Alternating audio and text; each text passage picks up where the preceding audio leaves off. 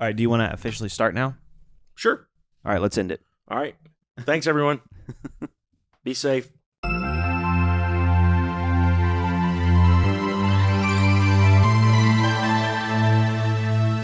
Hello, everyone. Welcome to episode 14 of Screen Woven. I'm Chris. This is Daniel. Hey. Happy July 4th. Happy birthday, America. 250 years old. Crazy. Yeah. Crazy. We have a pretty on-theme episode for you guys today. We're going to talk about a couple of patriotic movies that yours truly sat down and watched for the first time. I can't believe you watched both. Yeah, man. I know you said that. I didn't think you were actually going to watch the full. I almost didn't. That's what I was getting at. Cutting it pretty close, Yeah. but I managed. So that'll be fun little discussion on that. I'm so excited.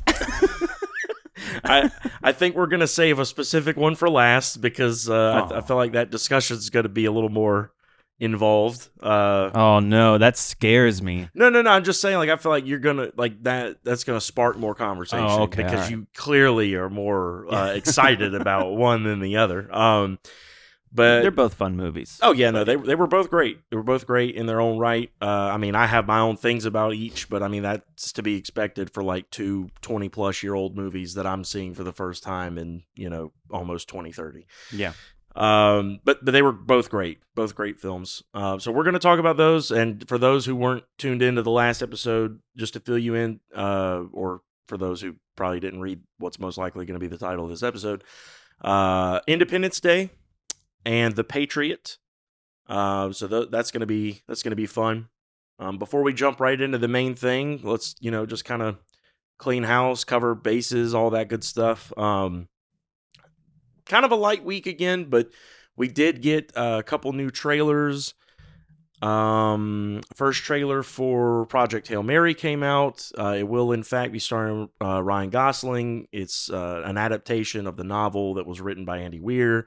So if you're a fan of The Martian that had Matt Damon in it, same vein. Is it the same universe? That I don't know. That's actually an interesting. I don't know that he does the whole connected universe thing.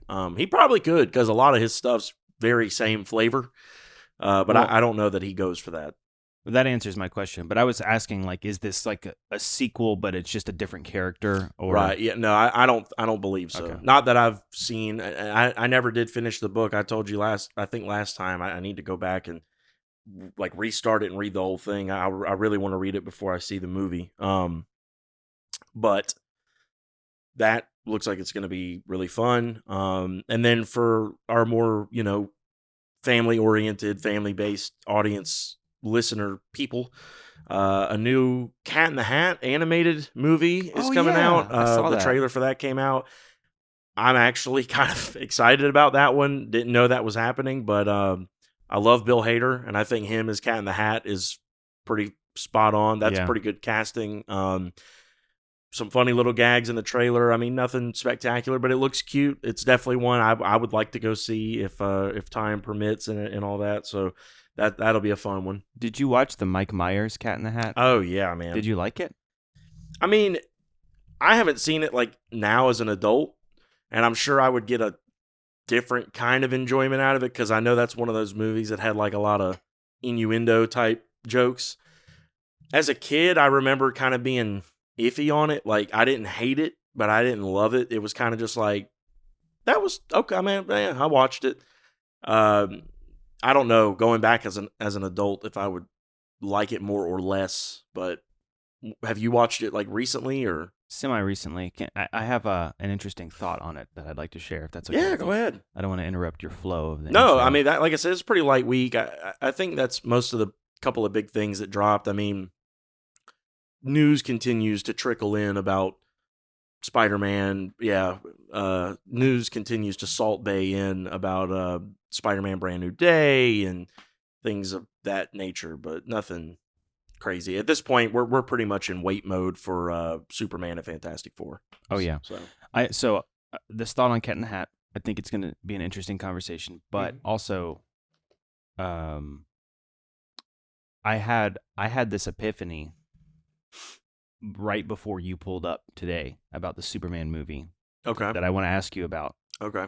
Because I think it's very possible that this could be happening. So, all right. I don't know. But before I get to that, the Cat in the Hat thing. So the Mike Myers Cat in the Hat. When that movie came out, I didn't realize this until I watched it recently, but I realized that movie was just a way to try to capitalize on Jim Carrey's Grinch because that was such a huge success. They did this live action thing where they put him in the suit and they tried to do it and it didn't do nearly as well. The movie's okay, and I like Mike Myers. Yeah. But to me, I think people missed that because basically every other time that's worked, it's happened. It's started a trend of something, like the Disney live action movies. Like that became a whole trend. Or the Marvel Cinematic Universe, that became a trend. People are trying to do connected universes now. Granted, they're not doing it as well as Marvel, but a lot of people are trying it. Right. It became a thing. But what I think that really goes to show you, though, that the cat, because nothing was tried after the Cat in the Hat. Like, it just didn't connect in the same way the Grinch did. Yeah, that's true. That was never tried again. I think that was a testament, like a historical testament to how unique and unrepeatable Jim Carrey is as a comedian and an actor. None of his movies have ever been remade. They've never even talked about being remade. The Cat in the Hat is the closest attempt to something like that. Like, he is such an iconic, unique person that was just unapologetically himself. He just did something no one else, like in comedy, that no one else has ever done before. Yeah, the two closest things I can come to like thinking about any of his movies being like redone, and they really weren't redone; they were spinoffs. Oh, Dumb and Dumber. Well, that's a good point. Okay, 3. And I would say that one was moderately successful, but I mean, yeah, it wasn't. That was Dumb and Dumber. Yeah. Wasn't nearly as successful as even Dumb and Dumber 2, which was the third one. Yeah, that one, I didn't like that one though. I did. I mean, don't get me wrong, it's stupid, but I like it. I mean, I went to it expecting it to be stupid. Sure. I think it helped that Raymond and I went to see that together we brought 2 girls, and it was like the girl I went with, me, Raymond, the girl he went with. So like we were in the middle, and both the girls we went with were like not into it at all. And so that almost made it even funnier for me and Raymond, like, because that had some pretty gross humor in it. Yeah. Too gross. At times. There was a couple I was like, you're pushing it. Yeah. But there were, oh my goodness, man. Like, there were some really, really funny moments in that. There were funny moments. I love they go to the parents' house of the friend they had that died. He's like, I made him an even trade. My bike for his helmet, straight up. And he died on the bike. Stuff like that is hilarious to me. Or the part where he's like, you want to hear the most annoying sound in the world? And he rings the doorbell. He's like, that is annoying. No, not that. He's like, that. Yeah, no, that was pretty good callback. But that, I wasn't even thinking of that one, but that one was moderately successful. Evan Almighty, the spinoff from Bruce Almighty. I forgot about that. But that, I mean, Steve Carell as the leading man, that's hard to beat too. He's a pretty unique comedic talent, so I don't count that. Yeah, but I do. I don't think Evan Almighty was nearly as good or successful. It was a good movie. It was not nearly as successful. But Bruce Almighty was more aimed at adults, and Evan Almighty was more like a kid's movie, like a family movie. You could tell by the kind of jokes that were in it.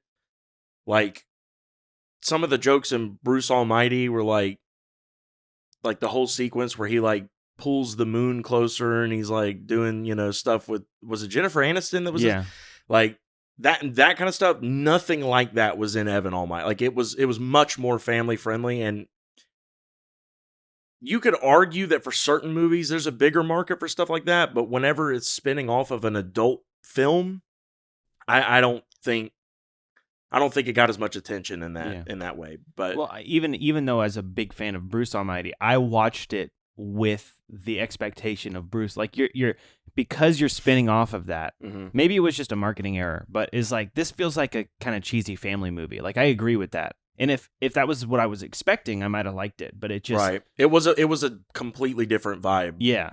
And then the only other one that I know of or could think of was an absolute disaster, which was the Son of the Mask. Oh my gosh, I wasn't thinking of that one. That was a disaster. But people hated that one. Yeah. I didn't hate it as a kid. And because of that, as an adult, I don't despise it. I mean, I can completely say it's not as good, not even close. But it's an interesting spinoff. I mean, for a kid's movie, I thought it went from an adult audience, like it was catered to an adult audience. The Mask, Son of the Mask is very much like a kid's film. Yeah. I mean, they're very different. But I was going to say Ace Ventura Kid Detective. Oh, I forgot about that. Which was like a Cartoon Network original movie that like came out on Cartoon Network years ago and was just so dumb. It was so bad. It was literally like a remake, but just as kid. Like it was literally just a kid trying to replicate what Jim Carrey does. Yeah. And I think he did his best. It's no hate towards that kid. He might be very successful now. I don't know. But it did not work for me. Even at the age when I first saw it, I was like, what is this? Yeah. So that's really funny that we have the absolute inverse opinions, because I actually thought Kid Detective was pretty funny. But here's the thing is I think it's our expectations, because I went into this the way it was, because it was on Cartoon Network. It felt to me like they weren't trying to replicate Ace Ventura. This is going to be a cheesy TV movie. It's just an idea. And I kind of had that impression. But there's two scenes that I remember from it that were actually really funny. It's like he goes to this girl's house because she's lost her fish, so he's going to help her. And she opens the door and he goes, "Oh my gosh, you're pretty!" Covers his mouth. Do you remember that at all? No, I don't remember anything from that movie. Yeah, okay, well, that was funny. And then he goes and finds the fish tank where the fish used to be, and he puts an outline of a fish in it as if it's like a chalk line. Well, see, that would be really funny to me if I hadn't just watched The Naked Gun, and that movie did that first. Oh, really? Well, not with a fish, but you remember, OJ's character, the Nordberg or whatever, he goes to investigate the drug dealing thing on the ship. I don't remember anything about that movie, really. Well, he gets shot, he falls into the ocean, and whenever Harry Drebin or Frank Drebin goes to like look at the scene of the crime, he looks out on the ocean and it's like going like this, and there's like a tape this white tape looks like a chalk outline just floating in the ocean of him falling into the ocean. That's hilarious. Okay, well, I like it less than Kid Detective now because they stole it. Yeah, it's definitely. And that sounds even funnier too. So. Especially if you saw how he died, because like he walks in and he does something. That's hilarious. Like he has his gun out or something, but for some reason doesn't like point it at them or whatever. But that's what it was. That's what it was. He goes to kick the door in to surprise them all. And when he kicks it, only his leg goes through. So they all stand up and then get their guns out. So like they've had plenty of time to like, he has no surprise drop on them. He's just one dude and there's like 15 of them with guns pointed at him. So the main guy walks in, he says his spiel, and then he says, kill him. And they all like are like shooting him like a lot.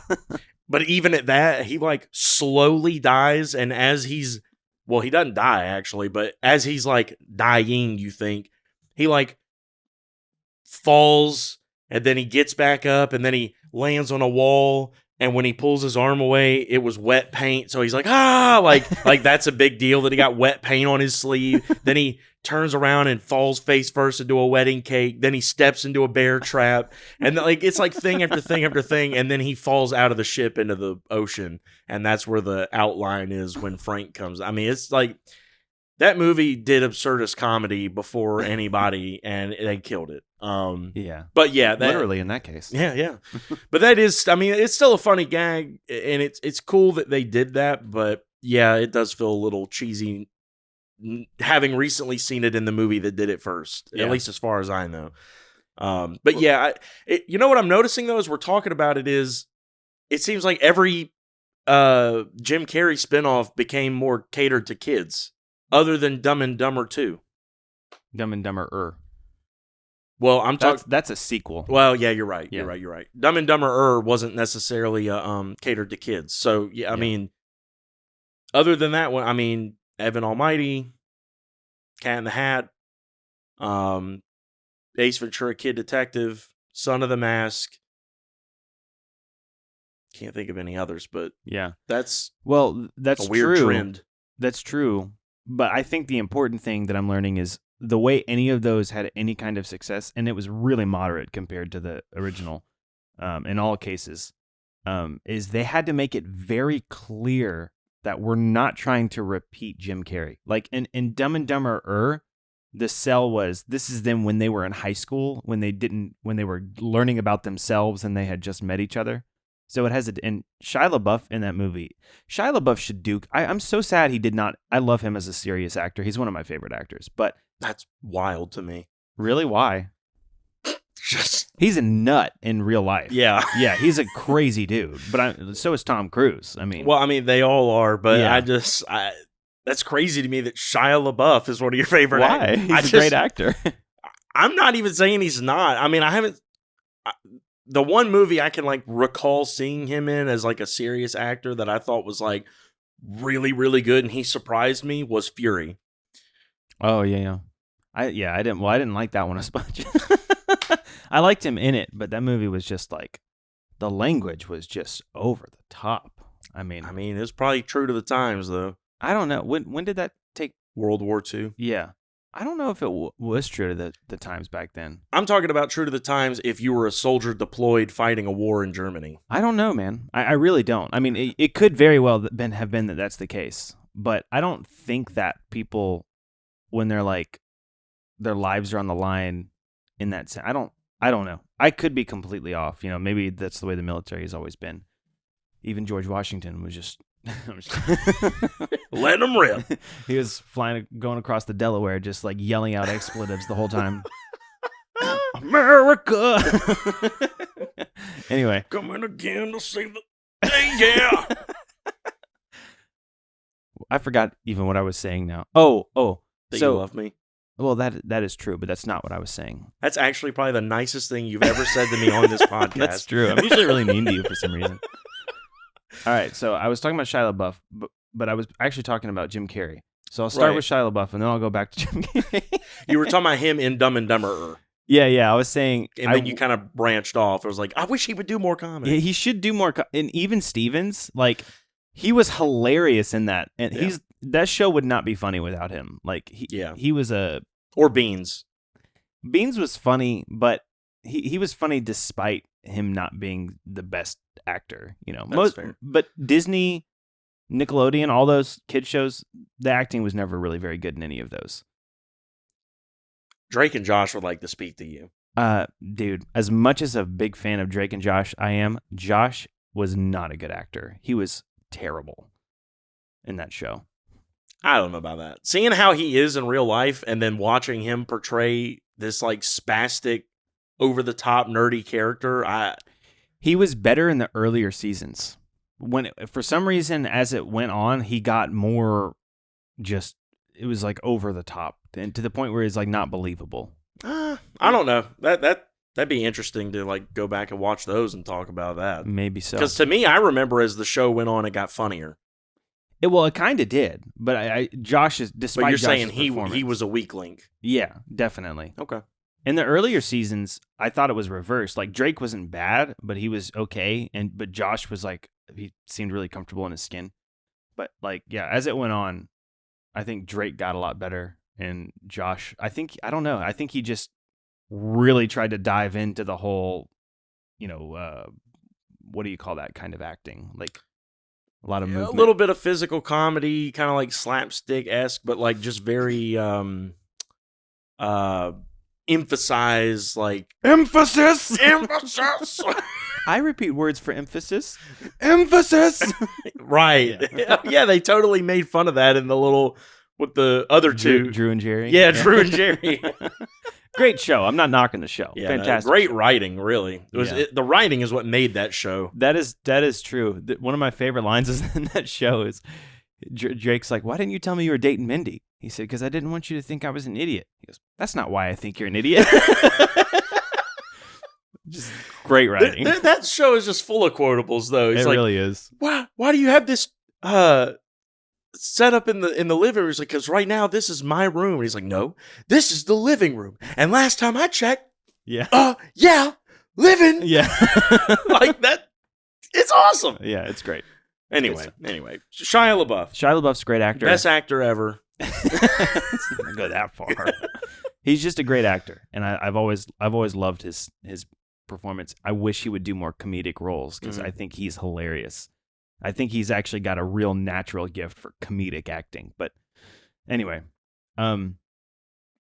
so I think what all the Jim Carrey spinoffs go to show is that Jim Carrey is a one-of-a-kind person that is, I would agree with that, almost pretty much impossible to replicate. And the only way spinoffs were sold is it was sold as like we're not trying to repeat Jim Carrey here. We're just taking one of his stories and putting a different spin on it with a new character, you know?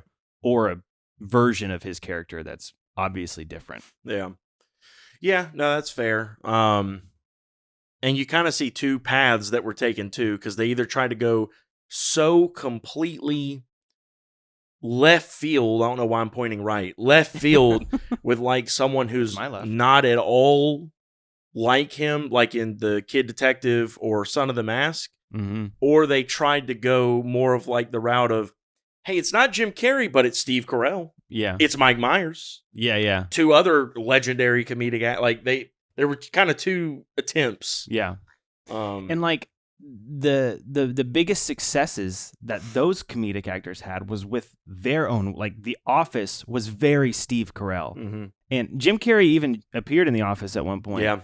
But he appeared in Steve Carell's world. You know, it wasn't like he was doing and then Mike Myers, Austin Powers. That's very Mike Myers, you know? And Wayne's World. Well, yeah, Wayne's World too. But actually, Wayne's World 2 wasn't as good. I never saw Wayne's World, to be honest with you. That was just me being stupid. Oh, okay. I don't know if I've seen the second one. I might have. I haven't seen Wayne's either. World is definitely the better one if I've seen the second one, because I don't remember it. Yeah. The first one's iconic. Yeah. What do you think of Will Ferrell as a comedic actor? We've never really talked about that. I know Jim Carrey's your favorite. Yeah. Steve Carell's probably my favorite. You like him more than Jim Carrey? Probably. Really? I really have a huge appreciation for what Jim Carrey can do, like physically, like the way he can contort and do his face and the voices and all that. And like you said, that really makes him one of a kind. There's really no one who can replicate that. But what is more impressive to me, in a way, in a sense, I'm not downplaying that, but what is more impressive, or equally impressive, I should say, to me, is that Steve Carell does none of that, but still can't be replicated. You cannot find someone to do that like deadpan delivery that's like his timing and just the kind of face that he has when he says like, and he could do it completely serious like this, but the way his inflection is, and it's really brilliant. It's really, really brilliant. And he always kills me every time he's in a movie. I love Get Smart. I love what's the Dinner for Schmucks? Oh yeah. Crazy Stupid Love, which is double great because it has Ryan Gosling in it, who I also love. Underrated comedic actors. You want to talk about that? Shia LaBeouf, Ryan Gosling. That is true. He is an underrated comedic. He is hilarious when he wants to turn that on. Yeah. Like when he's in a movie that needs that, he's hilarious. Yeah. But yeah. So anyway. Have you seen? I can't remember the movie. It's an Amazon Prime original. It came out, I think, last year. It's fairly new, with Emily Blunt and Ryan Gosling. Oh, it wasn't an Amazon Prime. You talking about Fall Guy? Yeah. No, I was actually just scrolling through the other night and was gonna watch that, but I didn't, only because I was like, this feels like a movie Regla would want to watch with me. Dude, it is hilarious. Was it good? It was so good. I wanted to see it when it came out in theaters, but it just it didn't work out for us at the time. But Ryan Gosling is hilarious in that movie. Oh, I bet, dude. He's so good. I'm telling you. Oh man, you gotta watch. I want to talk about that movie with you because we'll have to check it out. It's so funny. That would be a fun one, just because that's kind of like a rom-com, right? Oh yeah. That would be a fun one to have the wives on for. That's a really good idea. Like, do me and her watch it, and I'm sure Claire watched it with you. Yeah. Y'all watch a lot of movies together, so that'd be a fun one to have the wives on. Or just have them on. Oh my gosh. That would be hilarious. That'd be awesome. Oh man. It'd be better because we're not in it. Maybe we get some viewers. But another on that track of underrated comedic actor, Chris Evans. Yeah, he's really funny too. Have you seen Ghosted? Well, you probably haven't because you don't have Apple TV. That one's an Apple TV original with him and Ana de Armas, so you know how he's like typically like the big action movie star? Yeah. It's an action movie, but he plays like a kind of simple, he's like part of like a Midwestern family. They have like a farm and they live in like a small town, and he happens across Ana de Armas and kind of like falls for her, gets a huge crush on her. They have like a really good day, like they kind of spend a day together doing different things. And she gives him her number, and his character in the movie, like he's always getting made fun of by his family because he like falls too hard too quick. And so he's like really trying to play it cool. So he's like covered in bruises and stuff. stuff. Like he's really not, he has no balance, no equilibrium. But he has this number, and he's trying to get in touch with her because they had a great time, and she's not responding. She ghosted him, and he's like, what the heck? And they're like, hey man, calm down. Like, it'll be all right. It was one date. Like, she might get you back. She might not, whatever, blah, blah, blah. Well, he like won't take no for an answer, and he finds a way to like go meet, and like he ends up falling into, she's like this like international like spy, like a Black Widow type. And he falls into this whole spiel that she's in the middle of with like a huge, I don't know, international gang or something. I forgot. It's been a while, but bad guys. But he falls into the hands of some bad guys because they think that he is her. They don't know that she's a girl. So when they get him and he's like, he's like freaking out. And then she comes in and like, she gets him out of there. And then like the rest of the movie is like them arguing because he followed her there. And like throughout the whole thing, he plays like the funny, like the one who's like freaking out. Like he's the funny one because he's the fish out of water in that scenario. And it's really well done. Like it's very funny. And they also had a lot of chemistry from, I think, working together on Knives Out, which was also great. Yeah, definitely. But yeah, I liked him in Scott Pilgrim. Yes, he was really funny in that. Scott Pilgrim, man, great movie. Great. That movie is so good. But yeah, so that's kind of, I guess we'll call that a wrap on that topic. But you did say before we jump into the patriotic stuff, you had something to say about Superman. Yes, I do. I absolutely do. Okay. I'm trying to create some suspense here. Oh, okay. I am starting to think it is not a coincidence that they picked a Marvel director to direct the new Superman movie in the midst of all the multiversal stuff happening in Marvel right now and the battle world coming up. I started looking up that channel that you sent me, Comic Books Explained. Yeah. And so I was listening to Secret Wars just because I wanted to get a feel for. Which, by the way, Doom is an awesome character. I'm telling you, man. I'm like excited. Now. Like, I also found the secret. Well, this is actually what inspired me to go look up the YouTube. Is I went to Barnes and Noble and I saw the Secret Wars. I guess it was an Omni, and I just started the opening with Doom was really cool. Yeah, and he's like looking into the void of space, and he's like, "Who dares defy? I do." Oh man, I felt like a super nerd at that point. I was like, I'm all in, man. Can you imagine Robert Downey Jr.? Oh man, dude! I really hope if he's not in Fantastic Four, I'm going to lose it. I'm going to rip my own hair out. Yeah, I'm gonna be mad, like for real. I will actually be mad. I mean, I don't really think he's gonna be in it personally. I don't think he's gonna be a mainstay in it. But if I don't get to see him for the first time in that movie, I don't even care if it's a post-credit scene. If I don't get to walk out of that theater having gotten my first look at him as Doom, that will actually be a huge gripe with me with that movie. Okay. Like I'm not joking, because he's so iconically tied to that, like them as, I guess, characters. Yeah. I need my first glimpse. Not to mention, you're claiming Thunderbolts was a flop, which is ridiculous, by the way. We've talked about this in text. We haven't talked about it on the pod. I do. It made a profit, and it got some of the best reviews any of your projects have gotten in well over a year or two. Yeah, but that's not what what defines a flop. I get, literally speaking. I get your point, but my point is, to me, if it made a profit, it's not a flop. A flop is something that you don't get any returns on. They got returns on it, and it hasn't even been released fully on. It just got put out on streaming, and the physical. I don't even think the physical copies are out yet. So you're going to get even more returns when people are running up the numbers on streaming and buy. That's every movie nowadays. Unless it is a huge tentpole movie, I think your $1 billion box office days are pretty much gone. And I'm sorry, you could thank COVID for that. As soon as COVID hit and people realized that streaming actually is a decent alternative to going to the theater, that's why it was such a huge deal when Spider-Man No Way Home did it.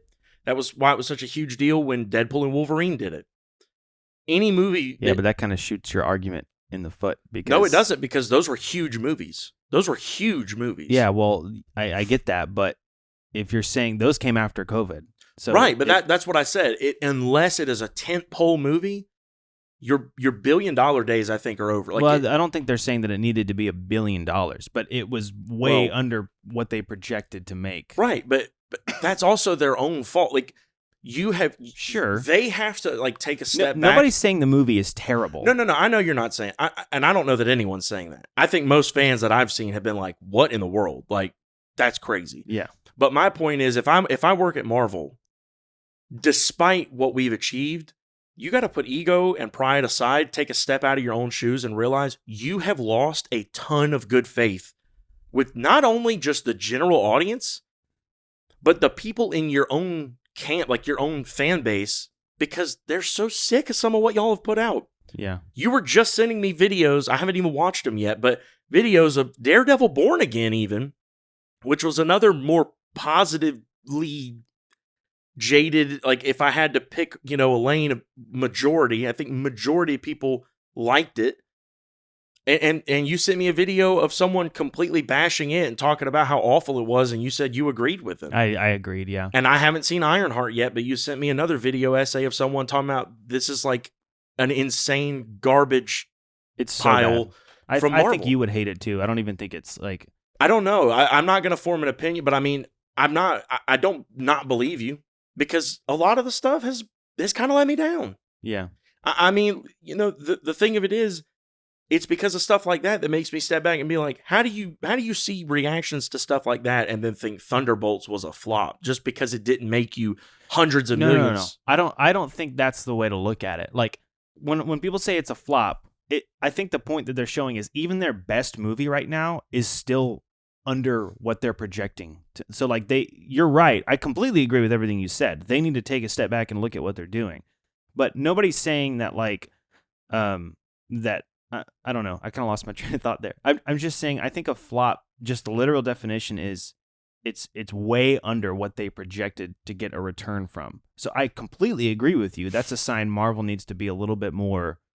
They need to take what's happening and to heart and like consider that for what's going forward. Because even a movie as good as Thunderbolts and all the positive reviews it got and stuff, it still didn't do what they expected. Like, that should say something, and they need to stop putting out things like Ironheart, you know? I guess, man. I don't know. It upsets me. But anyway, you were talking about, this all started with Superman. You were talking about a Marvel director, multiverse. You went to the comic book store. I'm trying to get you back on track. Yeah.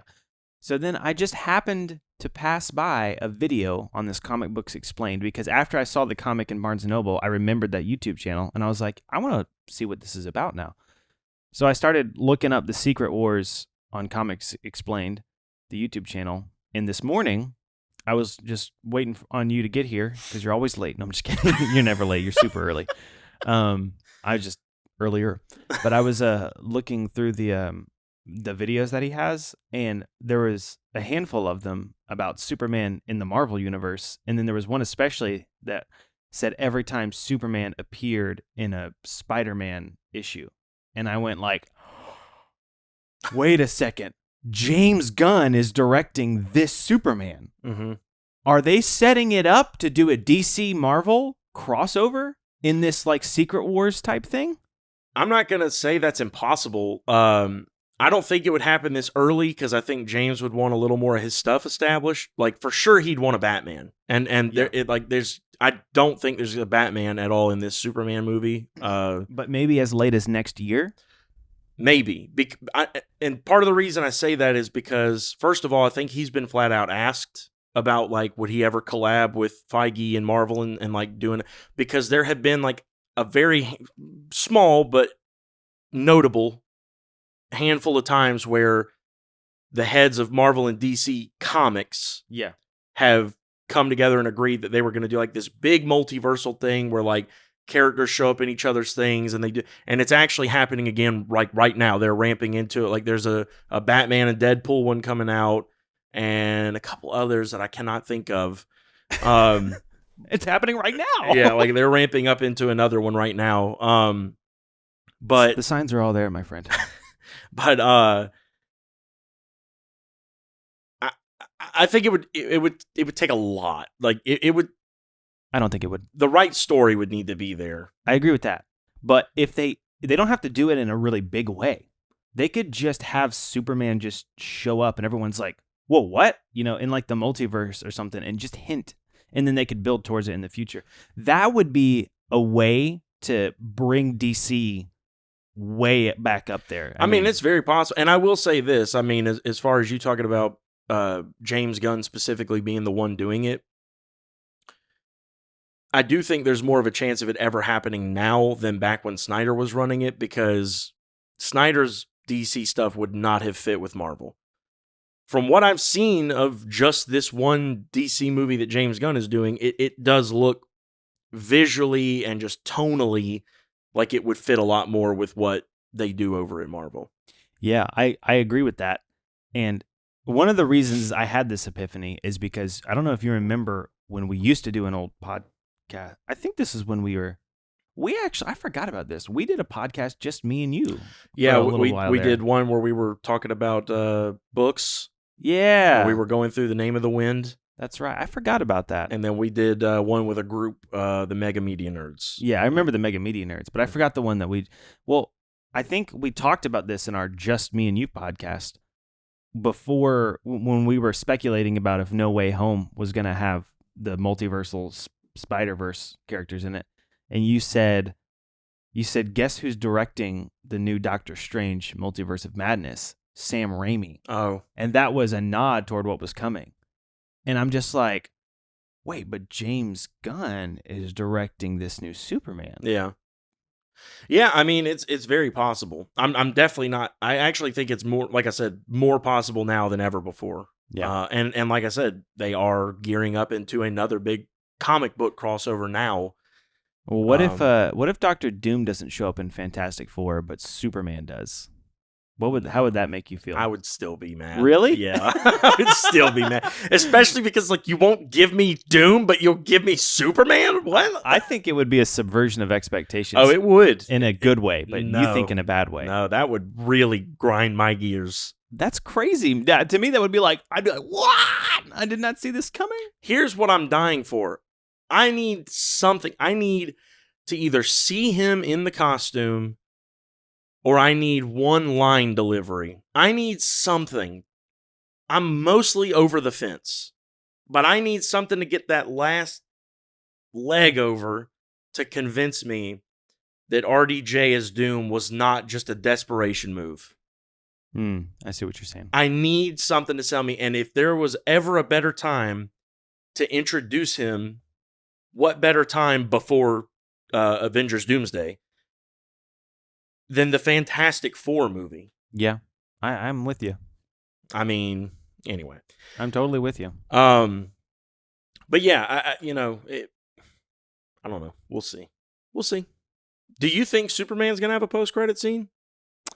I don't know. I'm 50-50 on it. But if it does, that will be a hint to me that they're... Because DC has historically avoided post-credit scenes. Because no. Well, in more recent... Most of the Snyder films don't. Because I think that they were trying to basically say, we're not Marvel. So, like, there was I don't remember any post-credit scenes in the Snyder movies. Pretty sure most of the big ones have them. Really? Mm-hmm.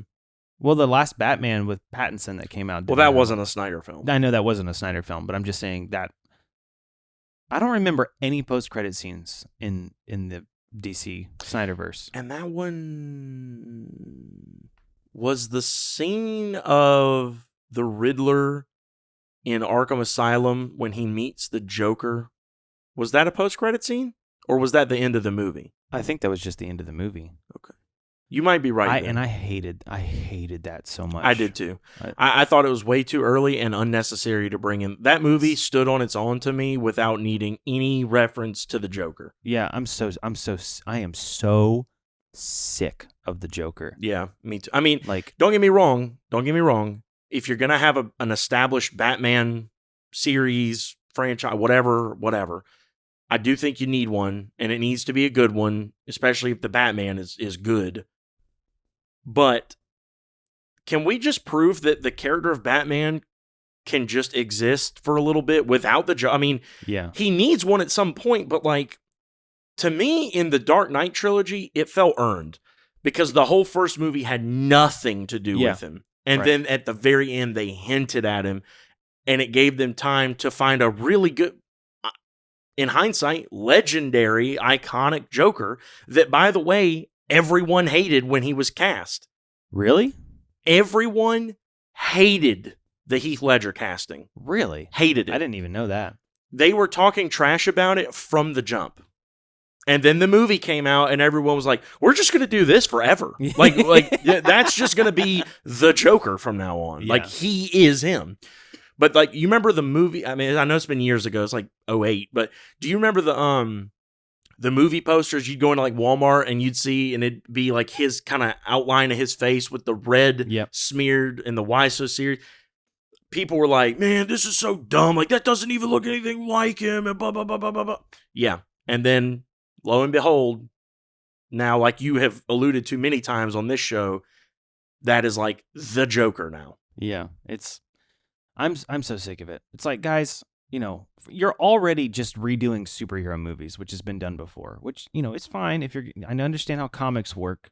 That's a very big comic thing, and you're doing comic book movies. But like, you're already redoing something. Can you at least put a little bit of your own spin? We get it. The Joker was great. Heath Ledger did a great job. Yeah. Let's do something new. What unique things are the actors that you have available to you? What unique things do they bring to the table? Yeah. And I did not like the way the Riddler was portrayed in the Batman movie at all. I really hated his Riddler. See, that to me, that's unfair, because I feel like you just said that you wanted them to put their own spin on it, and then I think what I liked the most about the Riddler in that movie is that they put a different spin on him than he usually is. And I prefer that to another Joker. I'll give you that. Well, fair. I mean, I'm happy that they're at least trying that, but it didn't. I don't think it worked. I think it fit very well with today's climate. Like, if you're online, if you're chronically online the way I am, sadly, that like really resonated. Yeah, but it's like, I get what you're saying, and I realize that this is not going to be received the right way because I don't really know how to articulate what I'm feeling when it comes to that. But I'm also like, I go to movies for a break from some of that stuff. That's fair. I don't, and I understand like you want to make it relevant to the culture, but to me it was just more of the like online losers kind of thing. And that's what it was. I mean, it was extremists yeah. that are online taking something to a level that was ridiculous. But also the thing about it is, for the vast majority of people online are extremists because they're online. They don't do things in real life because they're hiding behind a screen. That's true and fair. But I think the whole point was like how Batman is meant to kind of be like a symbol that like. That's what I hated about it, though.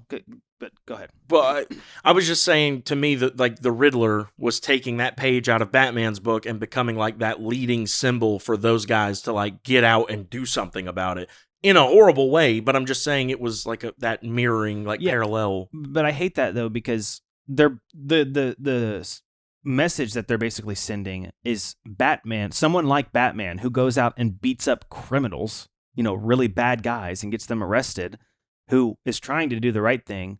He could potentially spark a group of incels to come up and like, that was the message. It's one of the reasons I hated it. And then at the end, he was like, I can't be vengeance. I have to be more than that. It's like, there's already fire and rescue, dude. The coolest thing about you is you beat the crap out of criminals. That's what's so awesome about Batman. Well, what? And in real life, that's never going to make someone like the Riddler. It would never happen because the people who are extremists online are that way because they're online. That's the reason they're like that. You meet them in person and they're cowards. I agree with that, which is where I will say that to me, that is where you go to that movie and get a break from real life, because that's not real life at all. Yeah, but the message behind it was to be like, this is what could happen if a Batman was around, I'll put it like this. I've learned long ago I'm never going to change your mind on something. But I've changed my mind before. But I will say this. And I appreciate that. You have. I think you got the message that is trying to be delivered, but I think maybe you took it a little the wrong way. Like, it's not that you got the wrong message, because you're actually, what they're saying is that him being around kind of sparked up these like certain villains popping up. And I mean, even in the comics, like that is kind of accurate. Like, here's the thing. The thing that's really interesting about Batman and most of his rogues gallery is that they're all crazy. Like, they're all actually institutionally insane. But kind of so is he. He's just not. He toes a line, like he has a code, like a moral code, and they don't. And a lot of his like villains and stuff are actually tied to him in some way or another in a lot of the versions of the comics or what have you, just because of that. Like, it's an interesting parallel to explore of like, it's two sides of the same coin. They're both kind of crazy, but like, this is what a good version of that looks like. Like someone who can tuck every single emotion away and just become this stoic figure of like justice, and like a person who just is like pure id. Like, I mean, I don't read the comics, but I've never gotten that impression from Batman that he's, again, this is like a super like deep dive, reach, stretch kind of thing to like pull meaning out of something that is essentially dudes running around punching each other. Like, I mean, I do think the philosophy is there.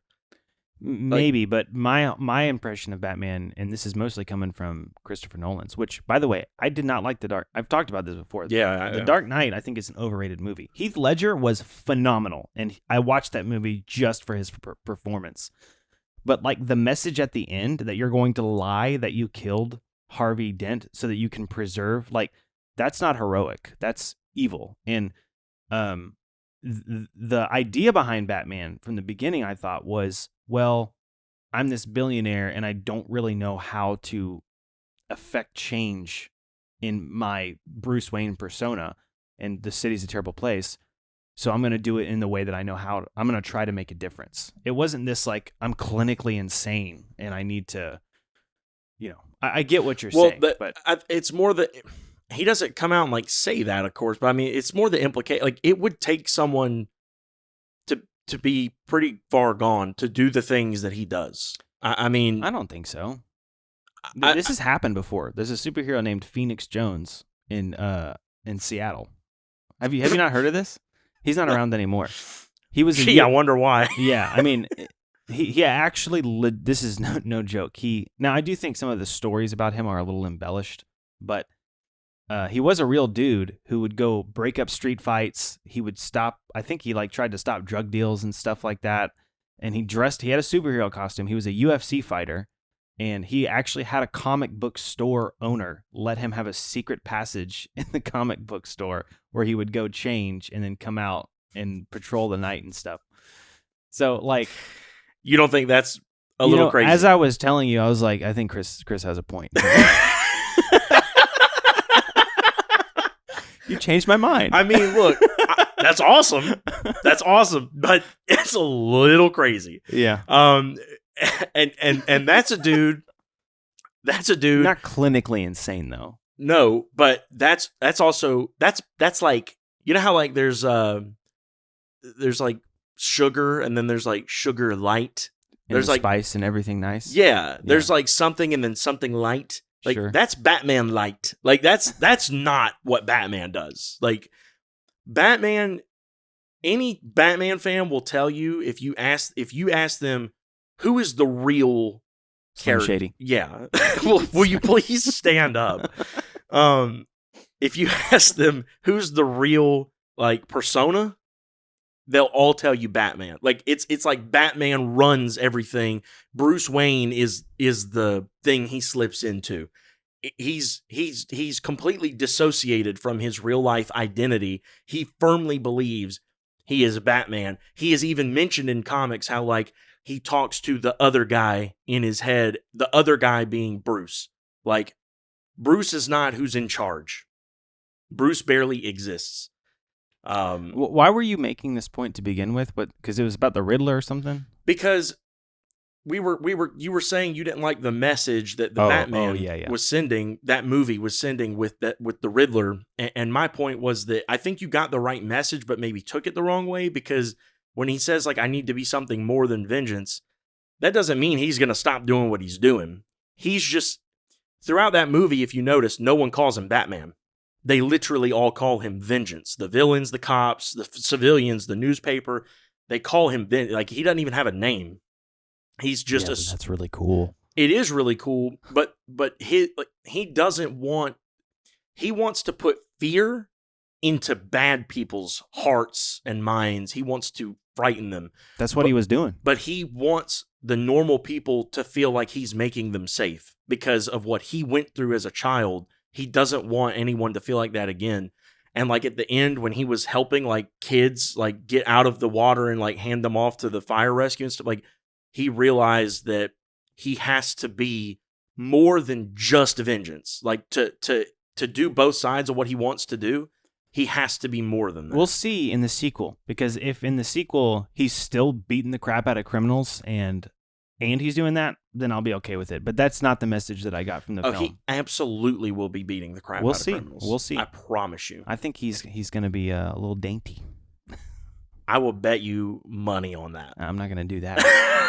But well, it's actually interesting that we're kind of tying up right there with the Batman thing, because there were multiple Batman actors in one of the movies I watched. But we're coming up on our first hour, so we're going to take a quick break, and when we come back, we're going to talk about Independence Day and the Patriot in honor of July 4th. That's right.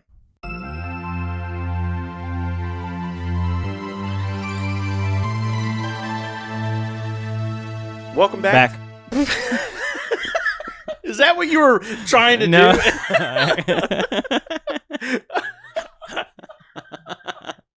Welcome back for hour 2 of the show. Like I said at the beginning, it's July 4th as we record this, so on theme. last week we had discussed maybe watching some patriotic movies and discussing them or whatever, and then through the course of conversation, we found out that I haven't seen anything ever. Just nothing. It's really very sad. I got fired. It was actually really nice of him to let me back on today, to get a chance to somewhat redeem myself. But yeah, so today what we're doing for the last hour here is I watched over the last day and a half The Patriot with Mel Gibson and the Joker. And Independence Day. So we're going to talk about those, and I think this is going to be more of a bit of a Q&A style, because when I do this, I really don't know where to begin, so I kind of just defer to Daniel and let him guide me through it, because he's, seen them. All right. But we are going to start with Independence Day and just get through that, because I'm not saying you don't like it, but his first... No, I do like it. His first... that's what I'm saying, but his first recommendation... And the one he's most excited to hear me talk about is The Patriot. So we're gonna kind of just get through Independence Day, and we'll get into it. Before we get started, I want to say one thing on that kind of touches on both movies here. For all my Chuck heads out there, and if you don't know what Chuck is, you're missing out. Actually, I think all the seasons of it are on Prime for free. Oh, you need to watch Chuck. It was a fantastic show that came out in the early 2000s, every Wednesday night on NBC. Great show. Zachary Levi, Alex Baldwin. Alec Baldwin. Was it Alec? I thought Alec was the really, really famous one who's on SNL and stuff. Oh, I didn't realize you were talking about a different person. Yeah, Alex. I didn't know there was an Alex Baldwin. Yeah, he's in Chuck. He's actually the reason I'm even bringing this up. That man plays like an absolute patriot in that show. Turns out he's just been a patriot his whole life, because he was in Independence Day and The Patriot. Was he really? Who did he play in both? In The Patriot, he is the colonist who goes to join the British Army and gives them information on... Oh, yeah. And in Independence Day, he's one of the colonel people in the That's right. military. I didn't know that was his name. Yeah, he's in both movies and Chuck and other stuff, I'm sure. So he wasn't a patriot in The Patriot, ironically. No, he wasn't. So shouts out to my man Chuck. Great show. Go watch it. You will absolutely love it. It is hilarious. It's got action. It's got romance. It's got it all. It's got plot twists and nerd stuff. So, what more could you ask for? This is just a really completely off the cuff. I'm just going to say this and we're going to move on. When we need to redo our top comedies episode, because I left out Galaxy Quest. What a fantastic comedy. Anyway, there's zero actors or anything related at all to what we're talking about. Aliens. That's what made it pop into my head, because Independence Day. And Alan Rickman from Harry Potter. That's true. Never mind. I hate the film. I like Alan Rickman a lot, actually. But anyway, Independence Day. So just give me your overview. What are your thoughts? All right, let's move on to The Patriot. One of these days I'm going to start seeing that coming. All right, but for real, what were your thoughts on Independence Day? And he's drinking. That's excellent timing. I really love Chris, guys. I'm so mean. I don't know why. I'm not even like that to you when we're not on the podcast. No. I don't know why I do this. You're just in character. I guess so. I'm just trying to make jokes, and for some reason they're always at your expense. I'm trying to change. I'm trying to become a better person. It's fine. Okay. So overall, really enjoyed the movie. You're pretty run of the mill, doomsday scenario. The world's gonna end. High stakes, massive tentpole action movie. I can see why it's considered a classic.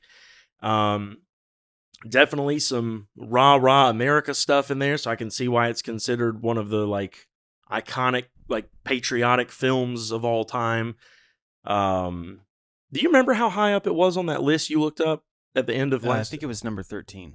Okay, Out of I thought it was 20. higher. I thought it was higher up than that. Because I remember you scrolling and being like, "It's not on this list," and then like way later, you're like, "Oh, it is on the list." I thought it was like top 5. But anyway, No, it started with 1 and then went down. Oh, okay, I got you. Yeah. So yeah, loved it in that regard. Like as far as just like a movie as a whole and a big action film, it was really great. Very much in my Q zone. What's a Q zone? It's just an I think you should leave reference. And now I'm getting a taste of my own medicine. I'm much deserved. Wait, do you think I was actually saying I think you should leave? Yeah. Oh no. No, I think you should leave is a show on Netflix. Oh. Okay.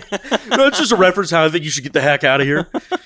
No, it's a show on Netflix that is extremely quotable, but not a lot of people have seen it, clearly. And yeah, it's just a reference. You somehow have seen, because we have this discussion a lot where I bring up these movies and I'm like, you've never seen this? And it's like a classic. Everyone and their mother has seen it. But you've seen all the movies that no one else has seen, apparently. Because you like Chuck, I mean, I guess a lot of people have seen A lot of that. people have not seen Chuck. Yeah, I've never even heard of it. I've never had What? I thought we've talked about it. When we talked about I know about it now, because we talked about it on the podcast before. You introduced you to Chuck? Yeah.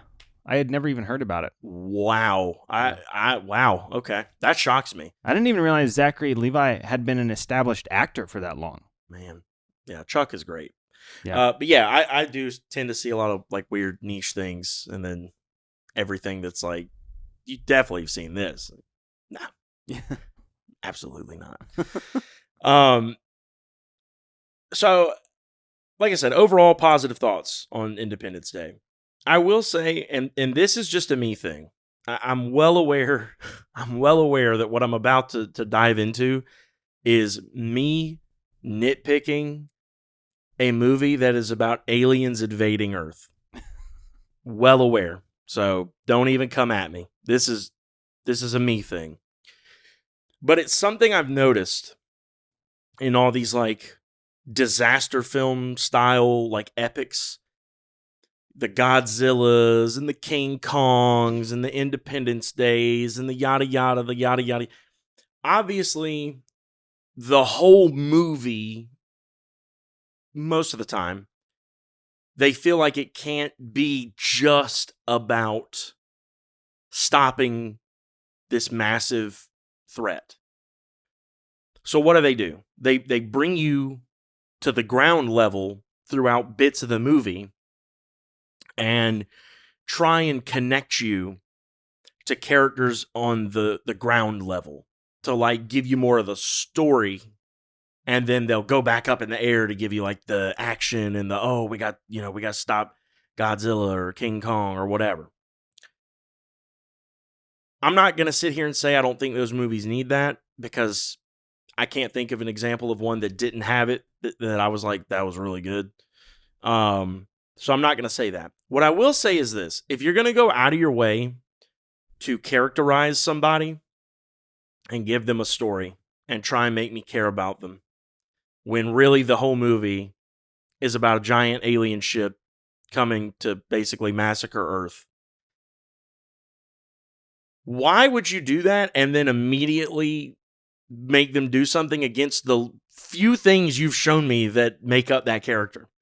So, like, for example, in Independence, I don't know how long it's been since you've seen Independence Day. It's been a while. But, by the way, Bill Pullman, who we recently fell in love with his son in Thunderbolts, was the president in that movie. So that was really cool. Great cast in that movie. Jeff Goldblum, Bill Pullman, Will Smith, Vivica Fox. I mean, it goes on. But great cast. So Bill Pullman plays the president of the United States. He's got a wife who's in like a whole other country when all the ruckus starts, and he's with his daughter, little girl. I'm not ignorant to the fact that I get they set up near the beginning of the story that he was a fighter pilot before he was the president. At some point in his younger life, in his younger days, he was a fighter pilot. I get it. But throughout most of his time on screen, he's portrayed as a pretty reserved, thoughtful, responsible president and a caring husband and father. His wife, throughout the course of the movie, look, I'm just also, I mean, these are like almost 30-year-old films, but spoiler warning in case you haven't seen The Patriot and Independence Day, but we're gonna deep dive here. So throughout the course of the film and the course of events or whatever, his wife, who was supposed to get airlifted to a safe location, she never made it. She gets picked up coincidentally by Will Smith's girlfriend in the movie, blah, blah, blah, blah, blah, blah, blah. By the time they reunite, his wife has had internal bleeding for an extensive amount of time. And the doctors basically, it's like this really happy moment because they're like, oh, you're here. Thank God you're alive. And then the doctor's like, yeah, by the way, she's like about to die. Like, if we could have got to her sooner, maybe we could have done something. And I'm kind of like, at that point, then why even? I think it's weird to like be like, oh, we're reuniting them for like a second. And then that's it. And maybe that was just, they thought that would hit harder than just her dying. I don't know. But I thought it was kind of dumb. I didn't like that.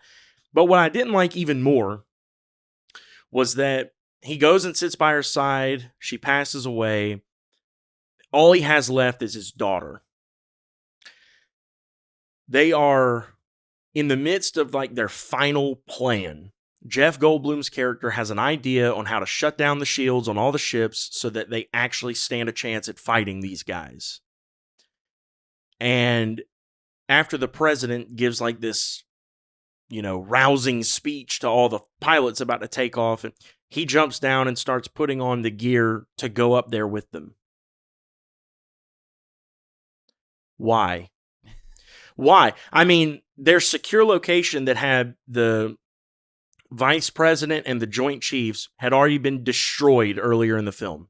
So there's no immediate backup to the president. I mean, there might be like 17 steps down from like the where it would actually go, but like there's no top 3 to 5 spots, like that would actually be ready to step in his shoes that are alive.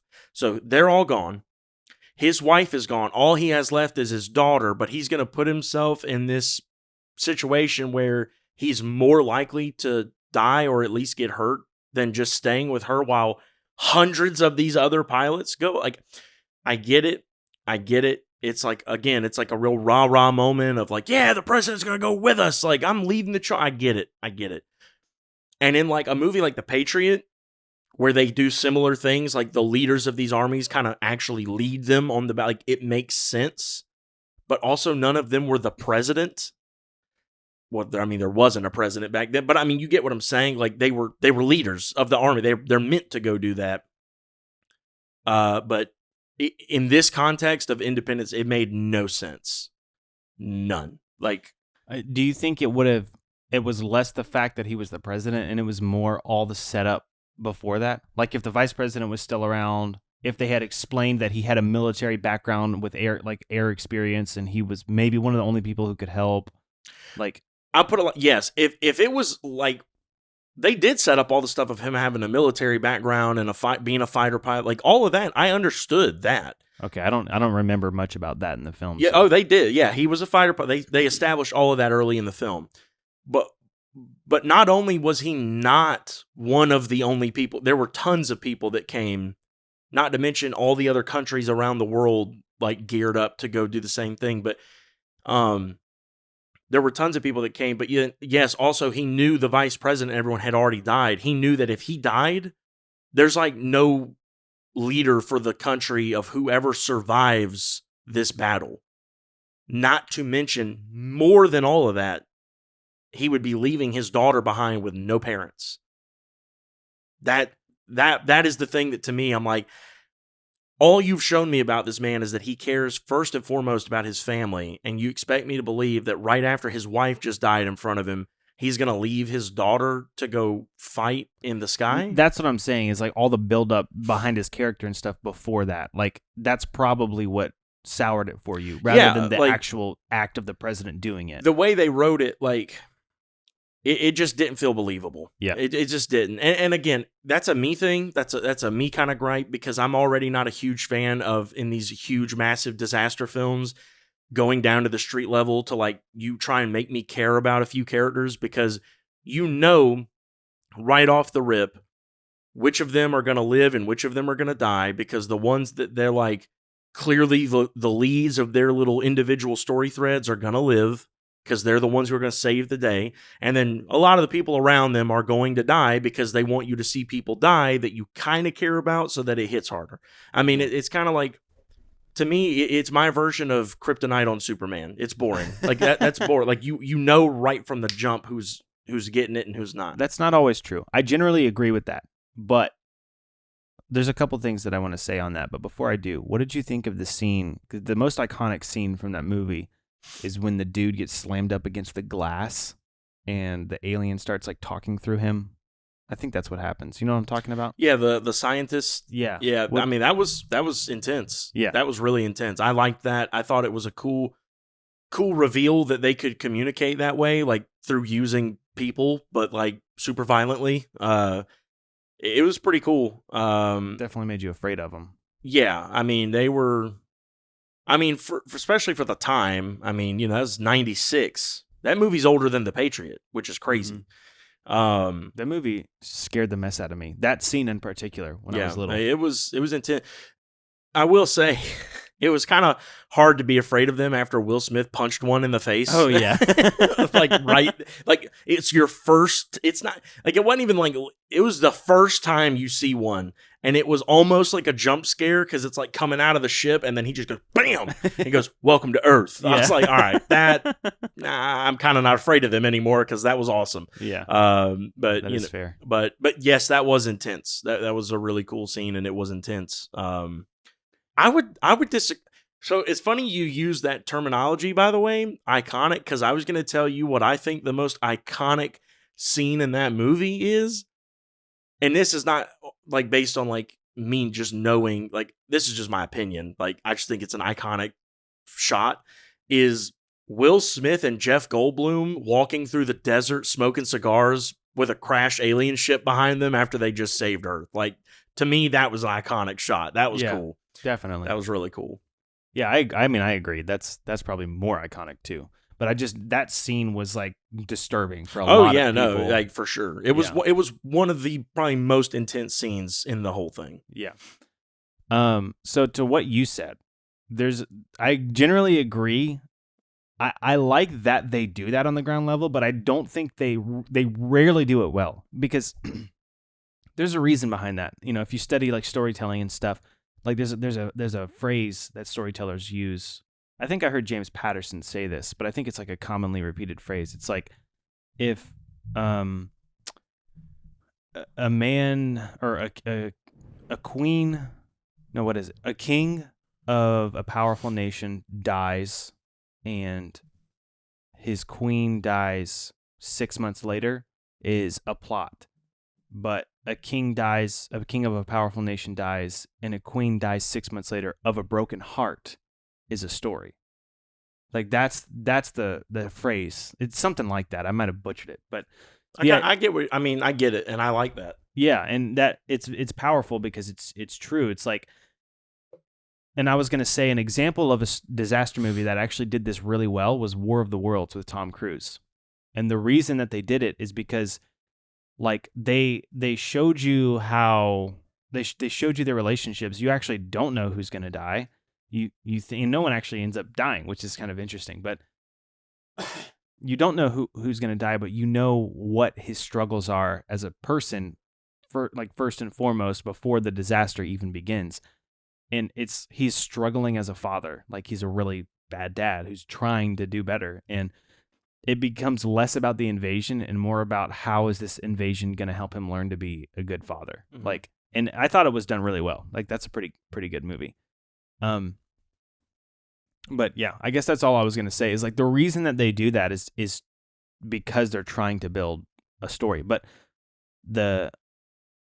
I think that the way you worded it is telling, because most of the time the movie is sold as like, there's this huge big event. This is what the movie's about. But then they try to make it so much about the characters on a ground level. Mm-hmm. And that's where I think they get it wrong. It's like, you should just make it about the characters. Like, I don't think you should make it about the event. You should make it about the characters. And then the events that happen will speak for themselves, you know? That's a fair point. I don't disagree. I know why they don't do it that way, because that doesn't sell tickets. Yeah, for like they want to show big explosions, right. and yeah. But I get it, and I like that. That's a good point. Lord of the Rings does this very, very well.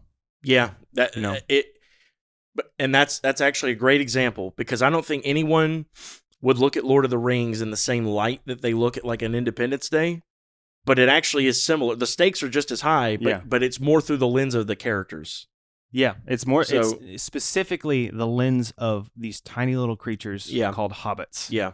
That's one of the things that Tolkien wanted to do, is how are these little guys going to have any effect on this massive world event? Yeah. Yeah. Yep. And I think that's why he intentionally wrote them to be so lethargic and kind of lazy and just frolicky, and all they care about is food. Like it speaks even more volumes when a group of them actually end up having a huge impact. Yeah.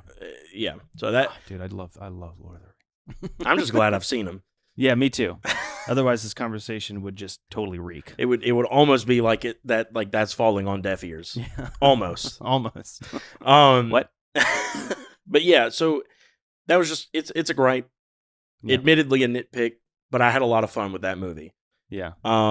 That's how I look at it. It's a fun movie. It's not like a world-class, like you're going to be sucked in and like you're going to cry. It's just a fun rally together movie, you know? For what it did, specifically, I probably enjoyed it more than The Patriot. Enjoyed it more. We'll get into it, but I can't be friends with you. You got to understand, we've had this discussion. I'm going to say the same thing that I said to you in another video that we did, where I watched a movie that you loved that I had not seen. What movie was that? Are you going to say it? Because you just stopped talking. Well, I just felt like that would give it away. But I mean, if you want to go ahead and was that like your only Independence Day related? Oh, I see what you're saying. Like, you're going to tell me once we talk right, about like the I'm going to Patriot. get more into it. I thought you were telling me, like, I'm going to tell you this. Like you were telling me right now. Right, okay. You just stopped talking. Yeah. No, I'm going to get into it, but I didn't know if we were done with Independence Day or not. You just stopped and stared at me. I was like, yes. And? That was funny. I don't have much else to add on Independence Day other than like, it's not really it's a fun movie. That's kind of how I feel about it. There's not really much depth to it. Yeah, I wouldn't say it's deep. It was kind of cool when that guy sacrificed himself to save everyone. Oh man, that was so cool. Yeah. I'm back. Yeah. I love, and it makes me really wonder, like did he? That's another thing I hated about that movie was instantly I loved that. So, you know what? Actually, this is another thing I despise. It's again. Oh my god! If you're digging on it this much or ragging on it this much, and you enjoyed it more than The Patriot, that makes me scared. I think you're taking those words, and we'll get into it. I liked The Patriot. Okay, we'll get into it. There's a reason I specifically kind of paused and thought for the right word. Enjoy, I think, is a good word. Okay. But I can like something that I don't necessarily enjoy. Like, I can appreciate something I don't enjoy in a movie sense. Oh, my gosh. But we'll talk about it. But that was another thing I thought was really stupid in the movie, was that, like, these people, like, were, like, in one of the first scenes that you meet that dude, he's, like, in a diner, and he's getting made fun of because, like, he's telling all these people in this community that he was abducted by aliens and blah blah blah blah blah. And then the ships come, and I was like, oh, that was cool. Like, that's a cool flip on that. But then, like, it never changes throughout the rest of the movie. Like, those people get interviewed, and they still are making fun of him on the interview where the news people are there because there's an alien invasion and they're still like, yeah, he said he got abducted by aliens. Like, that dude's a psycho.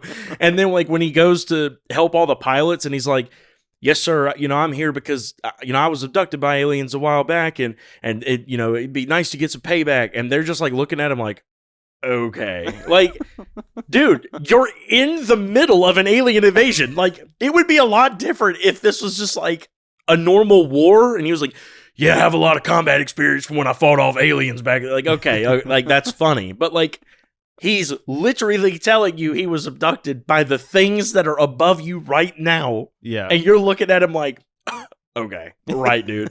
I'm sure you were. Aliens. Okay. I completely agree with that. I don't even remember that about the film, but that's ridiculous. Like in reality, if an alien invasion had happened, he would be the first one people would be going to. Right. And be like, all right, tell us about the experience. Do you remember anything? Yeah, exactly. Right. And instead, they're all treating him like a moron. Yeah. And I'm like, and then he saves the day, too. Yeah. Like, he literally gives the final blow that saves the day. Do you think at his funeral, they were like, look, we really appreciate what he did, but that guy was out of his mind. That guy was crazy. Like, can we all agree? Aliens? I mean, I don't know, man. That was really dumb writing. But yeah, again, it's not a deep film. Like, it's one of those ones that if you could just turn your brain off and have fun, that's a great movie. Yeah, that is a great. And I'm glad I watched it in the summer too. Like that just feels. I mean, it helps that it's a July 4th movie and it's July 4th, but. That's just a summer movie. Like, you just throw that on like a summer evening and sit down with like some snacks and just go to town. Like that's a fun one. Yeah. Cannot believe I haven't seen that. Actually, I can believe I haven't seen that because it would have really frightened me some years ago. Yeah, it freaked me out as a kid. Yeah, like that is one. There's some movies that I look back and I'm like, why didn't my parents just show, like Back to the Future? I'm like, why was I never shown these? Like, they're not scary. There's nothing bad in them. They didn't let you watch them? Not that they, like, actively forbade it, but they just... neither of my parents are, like, super big into movies. And so, like, even though I would always want to see movies, they were always like, nah. Or, like, if we ever did, it was like, we'd go to Blockbuster. That used to be a thing, kids. It was a whole brick and mortar shop dedicated to renting out movies, kind of like a library, but cooler. We would go to Blockbuster and they would like let us pick out, like, me and my sister each could pick one movie and they had to approve it. So it was always like one of the newer Pixar movies that had just come out or something like that. It was never any like Star Wars or, What a shame. Yeah. That's why I haven't seen a lot of those. Dude, I used to hit up Blockbuster and Hollywood Video like it was going out of style. Oh my God. I think there was a Hollywood Video in the Walmart shopping center in Lexington, which is now like the Buffalo Wild Wings over there. I think that used to be a Hollywood Video, and the Blockbuster used to be the building that was. It's now like a pet food store, but it was in between what is now Cookout and then a Walgreens, and there's a building there. It used to be a Blockbuster, but now it's like a pet shop. Crazy. Dude, I'd also rent video games and I would get magazines with cheat codes on them. Yeah. Those were the days, man. Yeah.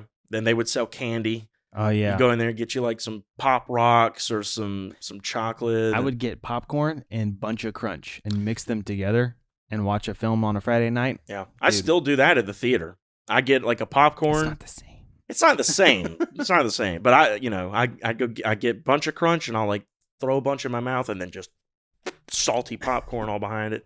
That's like my favorite thing at the theater. Yeah. That, and I used to love a good, nice, cold Coke with it, but now Regal has switched to Pepsi products, so I got to go with a Mountain Dew. But anyway, yeah, that's a fun movie. I enjoyed it. I think it was a lot, like I said, in my Q zone, is a lot more in my Q zone than the Patriot was, just because I love a good, fun, like, action movie. And I despise your Q zone. There's more to it, but I guess we'll move on to the Patriot.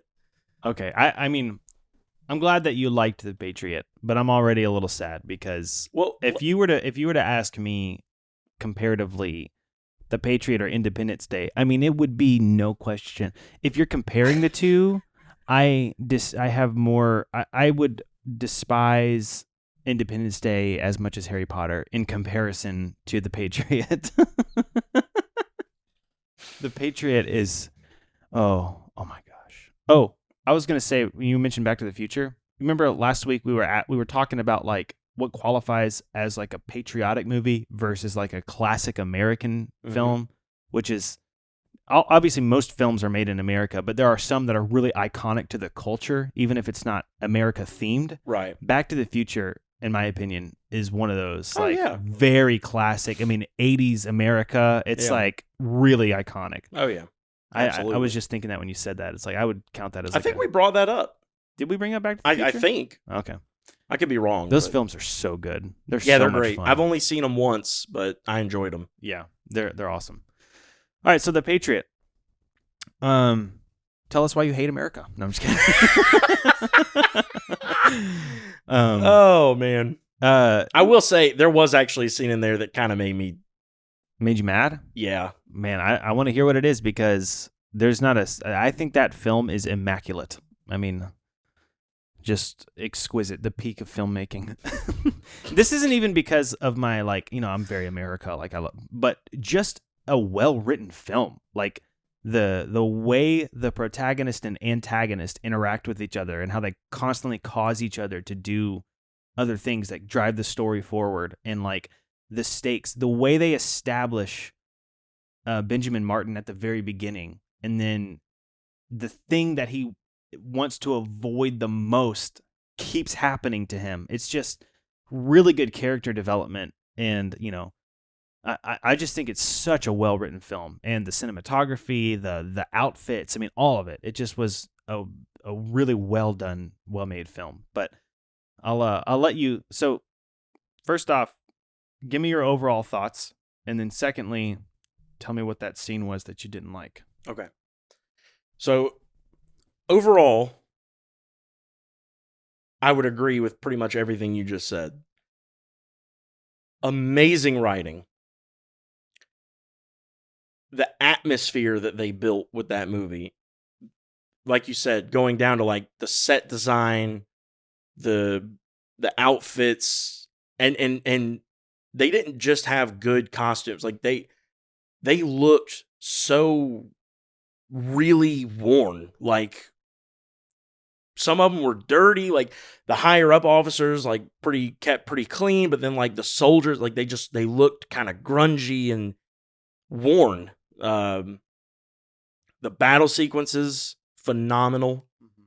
Other than like the straight up like standing in a line, firing at each other, like those were pretty gruesome.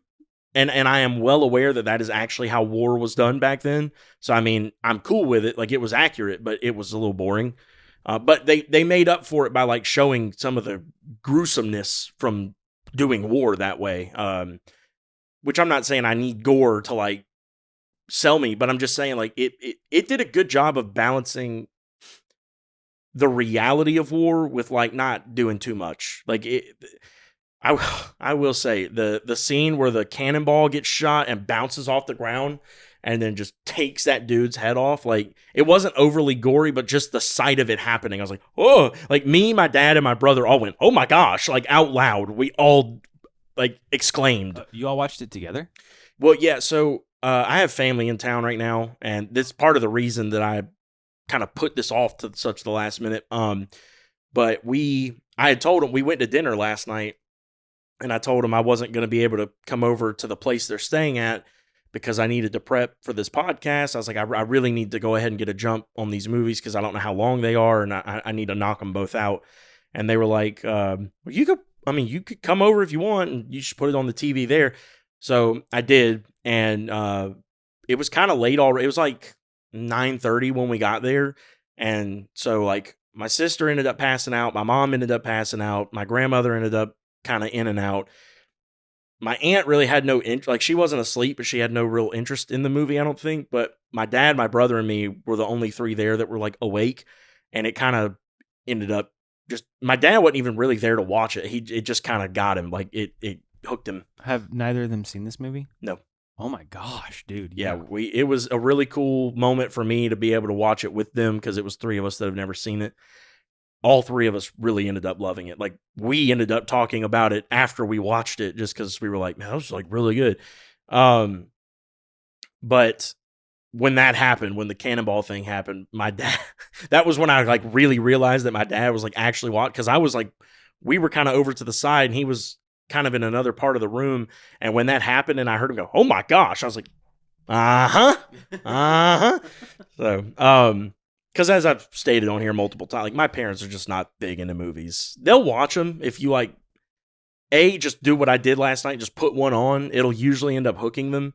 Or like if I like beg them and I'm like, y'all have to see this. Eventually I can wear them down, but they're not big on movies. So it was cool that it hooked him, and my brother said he wanted to watch it with me, so that was cool. But anyway, and that's one of those movies that stands the test of time. Like, it doesn't feel like you're watching an old movie. Actually, it did, but in the best way. I know exactly what you mean, but it's not like the effects were so bad that it's like, no. It didn't look cheap. Like, there were parts in Independence Day where I was like, ugh, that didn't age well. Yeah, like exactly. that looked rough, but this so felt like an old movie in it was so nice to see a camera pan down on a crane, not a drone, and be looking at real trees and grass and real sun. Yeah. And none of it was done in post. You can tell they're on a real field, and you see bugs flying around, and actually in South Carolina too. And where we're from. I mean, it was so refreshing to see practical shots on practical sets, real buildings being burned down. Dude, it did feel old in all the best ways. Yeah. I miss watching a movie. Like, it reminds me of like watching the Raimi Spider-Man movies and just being like that was the one trilogy where New York felt like a character. New York, the city, felt like a character, because you see the people walking around and they're like all, I mean, people call it cheesy and stuff, but it had heart, man. Like, it had character, which is why it was so important at the end of the first one when the citizens are like throwing trash at Green Goblin. Oh, I love that scene in Spider-Man, dude. It felt like a character, and you mess with one of us, you mess with all of us. Yeah. Dude. Okay, I just want to say something. Yeah, go ahead. As someone who lived in New York for a very short time, there's this idea about New York that everyone's a big jerk especially in between the South and North, and like everyone's like, yeah, I gotta do my own thing. It's not like that at all. They're just much more blunt. That's it. They're just very straightforward. They don't beat around the bush. I kind of like that. 2, if you show any signs of loving the city, or especially if you're like share a borough together or something, they are like that. They're like, you mess with New York, you mess with all, like they have that attitude. And that's one of the things I loved about that in Spider-Man. Yeah. I mean, when I was young and I saw it, I didn't catch that. But after having lived there, it's like, man, that is kind of how they are. If there was a Spider-Man in New York who was like protecting people, they would totally be like, you don't mess with Spidey. You know? Yeah. It's like a family type thing. And it's the mafia. No, I mean, really, like literally. The thing about it too, not to get off on a tangent, but just to throw this out there too, like, you think about it, that movie came out just a little bit after 9/11. That's true. So imagine how empowering that was for New York to play such a heavy part in that film, and that be such a massive hit that it was when it came out. Dude, you just convinced me that Spider-Man, the Sam Raimi first Spider-Man, is a patriotic movie. It kind of is in its own way. Kind of is. Yeah. I mean, his costume is red, white, and blue. That's true too. If you can count the eyes, there's white. That's true too. So like you were saying, great writing. Back to the Patriot. Yeah, Back to the Patriot. Great writing. Acting was phenomenal. Oh yeah. Another movie with a loaded cast. That one actually had some Batman people in it too. The Joker. Well, the Joker, and then the guy who was like one of the leaders of the colonial army that kind of was trying to, he played or no, I'm sorry. He was from the Jason Bourne movie. I know who you're talking about, yeah. The guy from the British Army, who was one of the higher up, like the bad guy in The Patriot that was Jason Isaacs. Lucius Malfoy. Jason Isaacs. Yeah, he answers to him, or Oh yeah, I know who you're The talking about. lead guy. Yeah. Um, Cornwallis. Yeah, he was in Batman Begins. He played That's Falcone. Right. I remember that. Or Falcone, as they say in that movie. Dude, Jason Isaacs as Tavington, one of the best villain performances in cinema. Yeah, you really see where he drew his like inspiration from himself from that movie to play Malfoy, because he really, it's almost the same character. Like almost like if you give him a wand in The Patriot, same thing. Like but yeah, no, fantastic cast, fantastic acting, even from the kids. By the way, I know the scene, the scene you were like, there's a scene in that movie where everyone cries. As soon as I saw it, I was like, that has to be what Daniel was talking about. And it did choke me up. I didn't think it was going to make you cry, but I did think it would at least. It came closer than I thought. Yeah. But I didn't. But I was like, the more I like ruminated on it, I was like, dang. Yeah. Do you think if you had a daughter instead of a son, that it would have gotten you more? No, because I don't think it was the fact that it was a girl or a boy. I just think it was the fact that it was his baby, his youngest kid, and she had never spoken. And it was the fact that, and the reason I say that is because for my The Boys fans out there, there's a character in The Boys named Kimiko, who she's a full grown adult. She's not a kid, but she never talks. Throughout the seasons and her backstory, you find out like she was traumatized. It's like she never speaks. Her and this other character on the team are the only two who can communicate by like a sign. I'm not even sure if it's official sign language, but it's a sign language that they talk in.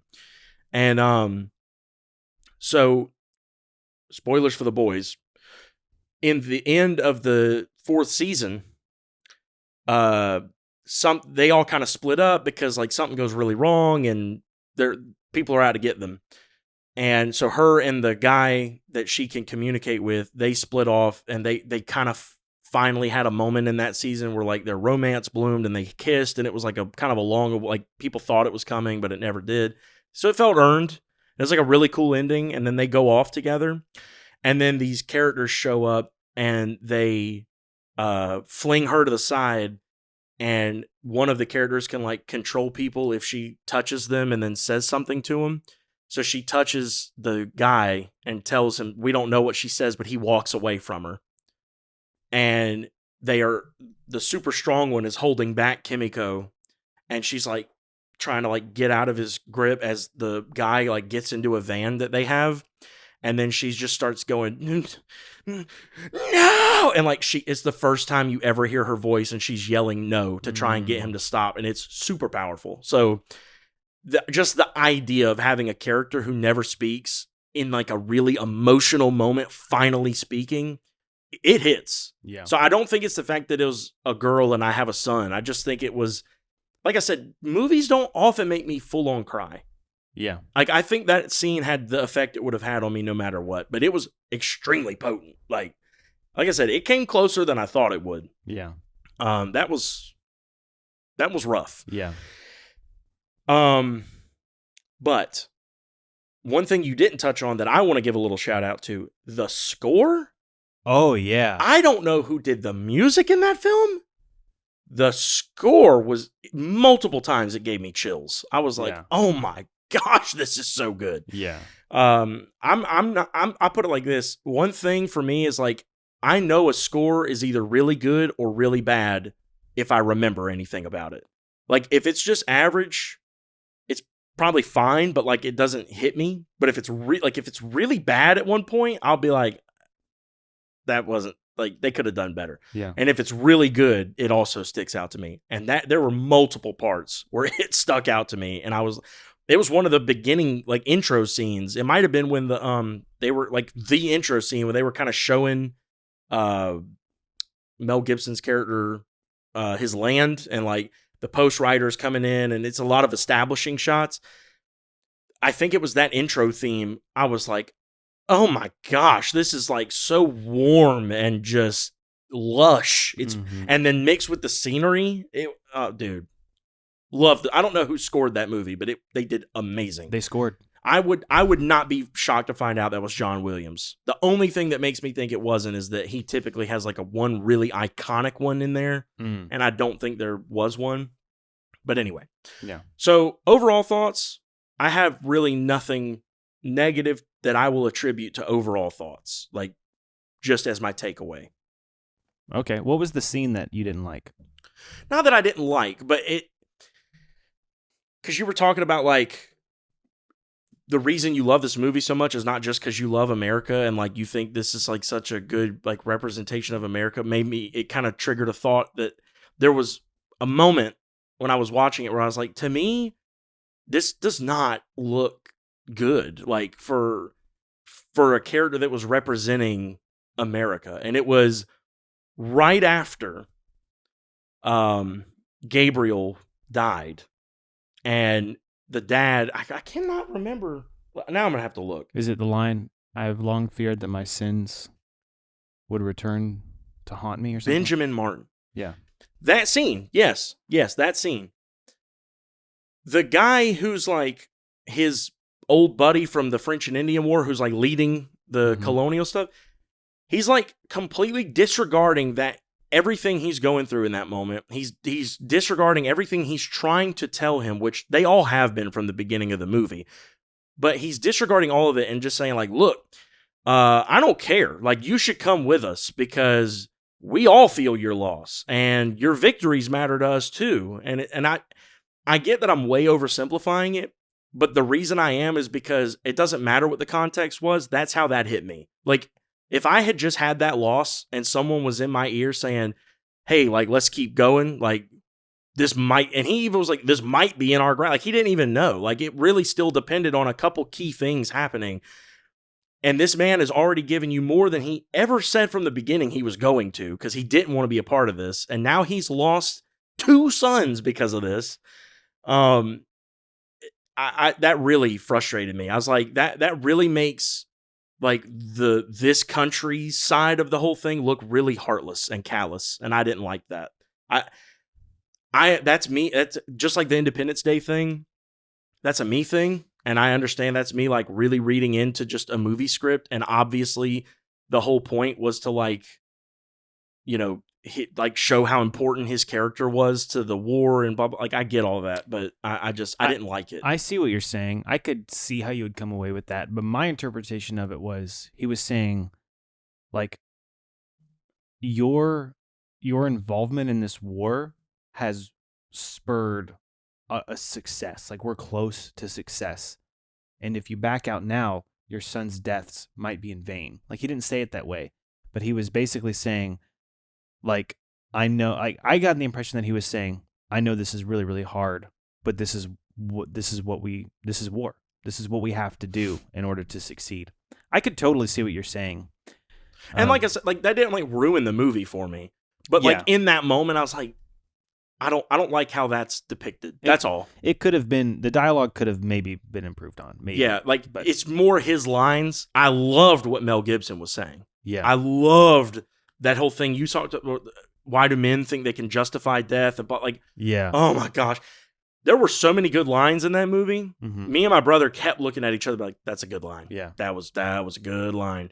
The whole thing where he goes to parlay with the British soldiers and he comes in alone, and like his whole back and forth with that dude, Cornwallis. Oh my gosh. When he says that this is not the way of a gentleman. Oh yeah. And he said, well, no offense, but if your men are the mark of a gentleman, then I'll take that as a compliment. I was like, oh. Yeah. Like, oh, that was a gut punch. It was so good. And then when he left, he took the dogs. Yeah, that was took the dogs, didn't even give them any soldiers. Yeah, and then the next scene, that man insults me. I was like, you're darn right he does. I love that movie so much. Yeah, no, It was great. Like, I guess I should get into, like, because I feel like I'm kind of burying the lead here. Like, I clearly said what I said at the beginning of this before we got into it, and then so far I've only said positive things. So, like, let me go ahead and clarify, because I'm sure we're going to talk about this a little more. We're probably got maybe 10 more minutes if you include a little longer, because the break, 10, 15 that minutes. And it started recording for 8 minutes before we even started. Oh, okay. So we got a little bit more more time. So we got a little more time, but what I meant was when I was saying about Independence Day just being more in like my general vicinity of like things that I enjoy and maybe enjoying it overall more as a movie is that, and I've told you this before, and I want to say it was in the Sing Street review. It's hard for me to enjoy a movie where bad thing after bad thing after bad thing after bad thing keeps happening. Even if the ending is phenomenal, which it was. The good guys won, which, I mean, you knew was going to happen because it's kind of a historical movie. And I loved them pulling back up to he's like married to the aunt now, which was a little weird. Not back then. Not back then, and I get it, but it's just a little weird. Especially like where the relationship started. It's like, hey, I'm at my son's wedding, but like, and then like the next time you see her, she's got like her hand on her stomach, and I'm like, oh, snap! All right, that was fast. And I get it. It's different times. I get it, and I like her character, and I get he probably like was like having feelings for her also because of everything she was doing for his kids, and then it was his wife's sister, so he probably saw some things in her, and I get all that. I get it. Again, not movie ruining. It was just a little weird. I was like, oh, okay. Like when they kissed, I looked at my brother like, what? And Alex says, I totally thought that was going to happen. I was like, I didn't. And I don't like it. I don't like a forced romance. I don't think every movie needs a romance. And Hollywood treats every movie like it needs a romance. Yeah, I'd agree with that. I think if the ant romance had not been... I should rephrase that.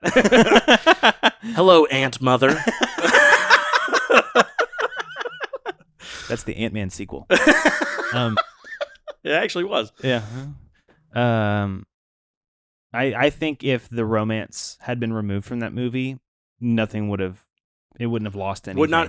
Even if you keep her character, yeah, and everything, the only thing you change is that he just doesn't make out with her and then she's eventually pregnant. Yeah. Like, nothing changes.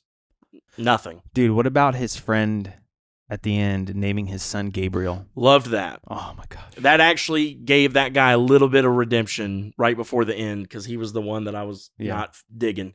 But... So why don't you go back to finding Jason Bourne, huh? Yeah. Well, I mean, he can't because he died in the first movie. That's true. But yeah. So that's all I mean. It is overall, like, my enjoyment of a movie is really partially dependent on like having a good time. And I can appreciate a great film when I see one and tell you how great it is and everything about it was great and I have nothing bad to say about it. Maybe other than like some nitpicks, but like nothing really bad to say about it. But that doesn't mean I'll enjoy it more.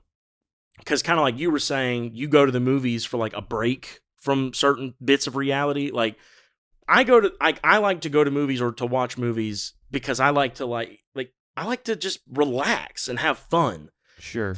Like I know another one we talked about that was Pursuit of Happiness. Yeah. Great movie. Cannot enjoy it. I've watched it once and I don't feel like I need to see it again. Like, I understand the ending's good. It has a great ending. This had a great ending. But it's so hard for me to sit through 2 hours of heart-wrenching failure and disappointment for like 15 minutes of, hey, you got the job. I'm like, oh, great. That's awesome. Now I'm happy. Like, no, I'm sorry. Oh, dude, I have a completely different perspective. No, most people do. I love those movies because...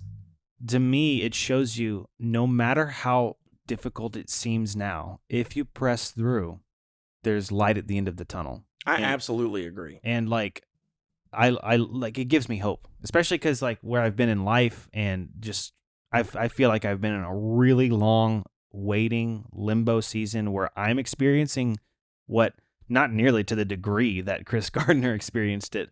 But I'm experiencing a lot of that right now where it's like I'm not getting anywhere. Like, feels like doors are closing everywhere you... Yes. Yeah, I get it. And like those movies, stories like that,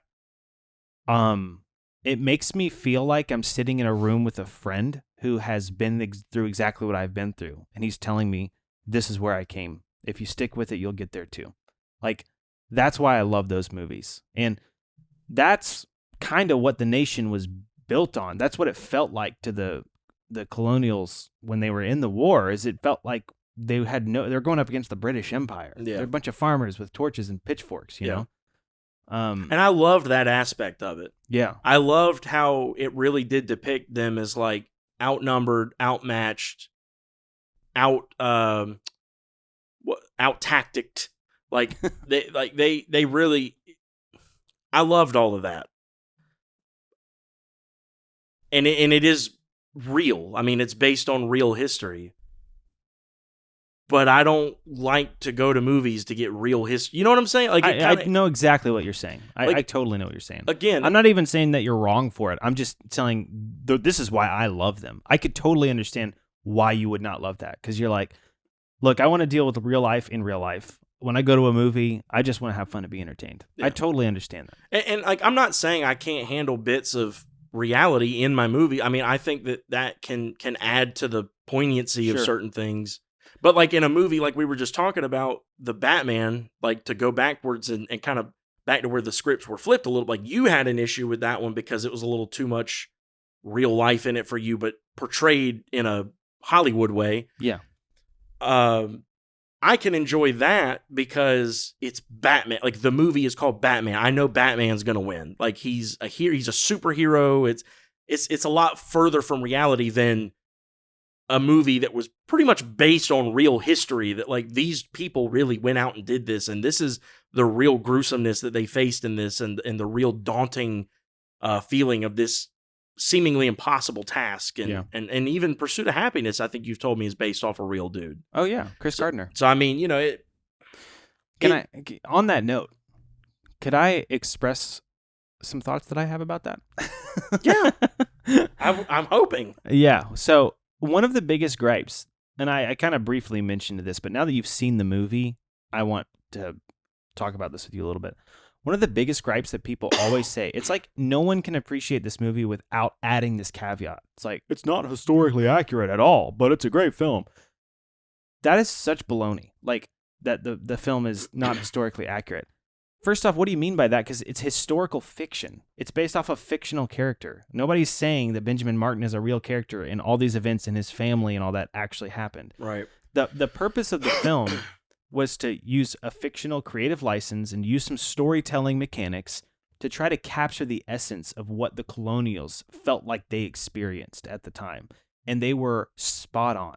And Benjamin Martin is based off of 3 real characters, Thomas Sumter, Andrew something, I always forget his last name, and then Francis Marion, the Swamp Fox. Yeah. And like the meeting in the swamps area, that was totally based off of Francis Marion. Yeah. A lot of the events recorded in the film actually happened. That last battle scene where he draws them in and there's a whole army waiting for them, that was actually a tactic that a colonial general employed and won a battle in the Revolutionary War. Guerrilla warfare, that was totally a thing that actually ambushing happened. them on trails and paths, and it was a real problem for Cornwallis. That house that they had that meeting in, Cornwallis, that's a house in Camden. You can go; it's not far from here. I've passed it a bunch. I don't know if they filmed it in that actual house, but they rebuilt the house. That's not the actual house, right? But like that was a real meeting place where Cornwallis lived. Cornwallis was a real actual person. I mean, speaking to the accuracy of it, I'm assuming this is real. I didn't realize that back then it was like an unwritten rule that when you lined up to fight, they had the conversation about how because you do start to wonder, you're like, how is this like one dude like becoming so successful with these larger groups of soldiers? Apparently, it was kind of an unwritten rule, or maybe even a written rule, I don't know, of warfare, that like the officers would not take any unnecessary aggression like to a certain point. Yeah. So like they kind of were used to being not targeted, but when he would attack them, he targeted them first. Yeah. I don't know if that's real or not. I don't remember ever learning that necessarily in history class, but that is kind of a cool fact about old school warfare, like how it worked, because there kind of were rules back then. Yeah. And it was meant to favor the most powerful nations. Right. And they were just like, look, we're fighting for our farms and our livelihood here. I don't care about your stupid rules. That's kind of what that was. So, okay, a really good example of this is when Benjamin Martin, by the way, the scene when he finally decides to get involved because Gabriel was captured and Thomas was killed. Yeah. There's so much. I want to talk about that in a second. That there's so much depth to that in the writing that I just appreciate so much. But anyways, I'll talk on that in a second.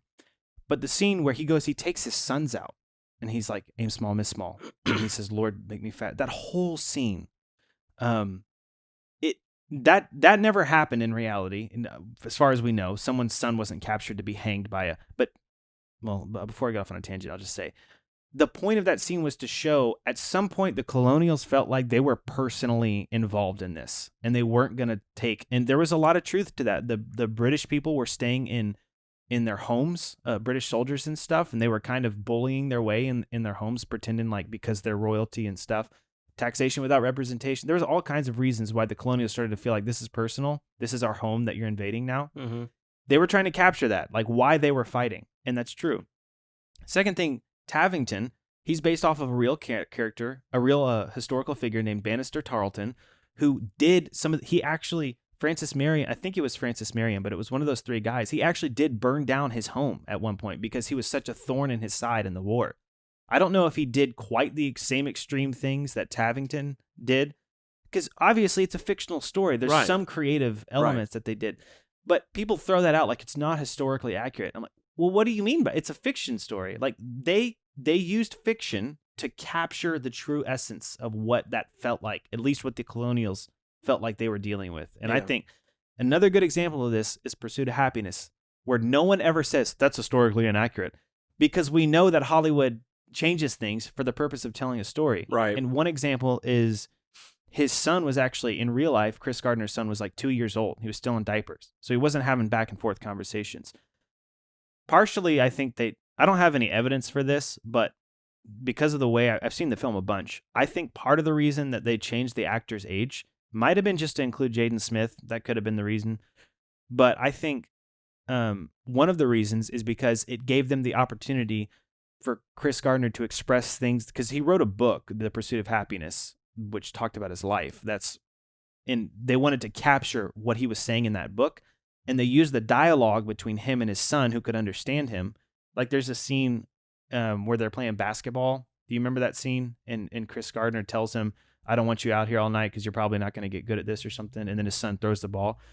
And then Chris Gardner says to his son, don't ever let anyone tell you can't do something, not even me. You want something, go get it. That's something Chris Gardner had actually said. And they used that dynamic to try and capture that. Right. So there's, there's some details that were changed, but they captured the essence of his story in an accurate way. Right. And Chris Gardner has commented on that. He was like, yeah, it's a pretty accurate representation. The details are changed. Yeah. And on top of that, The Patriot is historical fiction. It's not even based off of a real character. Like Benjamin Martin's a fictional character. So I don't know. I just wanted to get that out of the way. Like, I really think people throw that around without actually knowing what they mean by it. Right. And they, some nitpicks I've heard are people saying, well, the British weren't really brutal or evil like that. And I'm like, some of them were. Like, you can't know that. Yeah. I mean, well, some of them were. There were British people. No, I'm saying you can't know. You can't blanket statement and say none of them were, especially when pretty much just the general things that we do know for a fact, like what you're talking about, them invading homes and things like that alone is pretty bad. Like, yeah.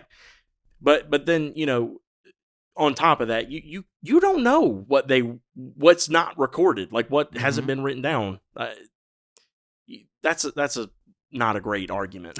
Yeah, I know. And it's also like the point of the movie is to capture the colonials' perception of this is, and you can maybe argue they had a false perception, and that's okay. To make that, I mean, I don't think it was false, but I can understand having that perspective. Maybe the British had a different perspective on why they were, but the point is the Patriot was trying to show you what the colonials felt like was at stake for them. Yeah. Like that's why they were fighting. Yeah. And it was over stuff like that. Bannister Tarleton also burned down a church too. It was First Presbyterian Church. I forget where it is. It was Indiantown, South Carolina, I think was the name. Indiantown Presbyterian. I think that might be the name of the church. So he actually did. I don't know if there were people in it, But he actually did burn down a church. It's like they based it off of things that literally happened. South Carolina just got a wide receiver commit from there. Oh, really? Yeah. Indiantown? Yeah. Okay, so that's probably what it was. Yeah. So I wish I could remember where I was going to go with that, but you did want to touch on the scene where Thomas died. You said you wanted to say some specifics about that. Okay, I'll be quick because I know we're coming up on time here, but that movie has been a lesson to me in how to establish character and establish their motivations, because the entire beginning is him explaining exactly why he doesn't want to go to the war. That's because he's got a family to protect, and he's like, are we really going to risk? And I agreed on principle with his sons who were saying, this is what we have to do. But I could, especially now having a daughter, like I could totally understand someone in his shoes saying like, are we really actually willing to go to war with England, like the British Empire, and lose everything that we have? And I think their point was, we're already losing it, which I agree with. But I get his hesitance. He's scared because he doesn't want to lose his family. And what happens is the war gets brought to him anyway. And then he loses the very thing that he fears happening happens anyway. And now his other son is being taken.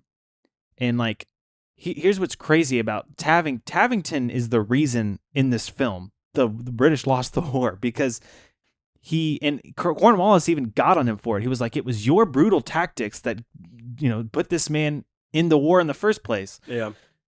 And the scene where he comes back and he takes his son, he rescues his son after his own son dies, and then he comes back and he tells us, he checks with his kids who had to kill people, and he's just like, and he came out and the aunt says, you did nothing wrong, and there's nothing you should be ashamed of. And then he says, I have done nothing, and for that I am ashamed. I was like, yeah, oh, like it's just, oh my gosh. I don't even know how to describe like how good that is at establishing his motivations as a character. Yeah. And as he continues, it doesn't get better for him. He continues to experience the things that he feared most happening. And it basically, he comes face to face with, this is the reality and I can't run away from it. I might as well use it to my advantage and fight for what I believe is right. Yeah. Like, so good. That line was another one where me and my brother looked at each other like, great line. Yeah. Great line. And I do remember what I was going to say, by the way, because you talked about the real life version of Tavington burning down a church. Mm-hmm.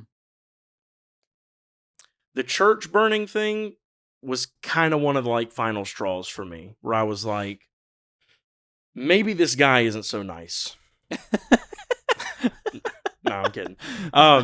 It was kind of one of the final straws for me where I was like, okay, this is too much. Like, this is where I started to kind of form the opinion of like, there's not an ending good enough to save this movie for me from being one of those ones where it's like, I can appreciate it, but I can't say it's one I'll like enjoy, because it did that thing where it was like good and bad and good and bad and good and bad. And then like it kind of started upticking more to the good. And then I think right after that is when they go to I forget his name, but the guy's house that had the redheaded wife and son, and they were dead.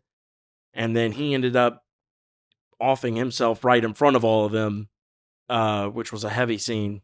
So heavy. And then I think is when Mel Gibson's characters kind of said, okay, furlough for like a week. Anyone who doesn't return won't be looked at as like a coward. Go tend to your families. And then him and Gabriel rode off, and I'm pretty sure that's when they went to that like the beach area And then Gabriel ended up getting married and all that. And I was like, oh man, like, okay, it's like, no, okay. the church burning was when Gabriel's wife died. I know, that's what I'm saying. They went and got married. Oh, okay. So you're saying when the guy shot himself, that was not the church scene? No. No. Gotcha. What I'm saying is, it was like they kind of started upticking a good bit. Yeah. And then that felt like the low point. When the guy shot himself? Right. Yeah. And I'm like, okay. All right, let's see where it goes from here. They have the wedding, Mel Gibson and the aunt kiss. His daughter finally speaks. The daughter's like all this stuff. And I was like, oh my gosh, like, okay, we got to be kind of gearing up for the big finale now. But no, they ride into the town. She literally, like, her family is just getting back into town from her getting married. And they are immediately ushered into the church for a town meeting where, after they're thrown under the bus by this dude, none of them get saved, or like there's no, okay, fine, you told us what we need to know. They kill them all anyway. They lock them in and burn the church down. And I will say, part of me was like, that doesn't feel very realistic. But then I did, like, my brother asked out loud, he's like, they can't just like break out from somewhere. And I was like, well, to be fair, because him asking that kind of made me start thinking. I was like, to be fair, I think most of the more able-bodied men were out, like dead or fighting. And he's like, oh, well, that makes sense. So they couldn't break out. Okay, fine. But that didn't make me like that anymore. It made sense, but I didn't like it. And I mean, not that you're meant to, it's obviously horrific, but I'm saying that was kind of the final straw for me, where I was like, she just got married. Like, you just did a really cool thing with them. And then now, which then leads to Gabriel going off the chain, and he rides out, and then can't blame him. Leads to his death. I was just like, oh my gosh, like, it got to a point where I was like, this is too much. Like, it's too much. We had plenty of reason to hate them already. Like, we didn't need more. I get it. I get your point, like, especially in relating it back to Pursuit of Happiness, is like, it does kind of give the message of like, you got to keep pushing through. And yes, I understand that, like, life isn't all peaches and cream. I get it, but life will feel like too much for a lot. A lot of your life will feel like too much. And I get it. I really do. But this is kind of a dual point, because I think one of the main points I'm trying to make is that I just think they did too much for me, for my enjoyment.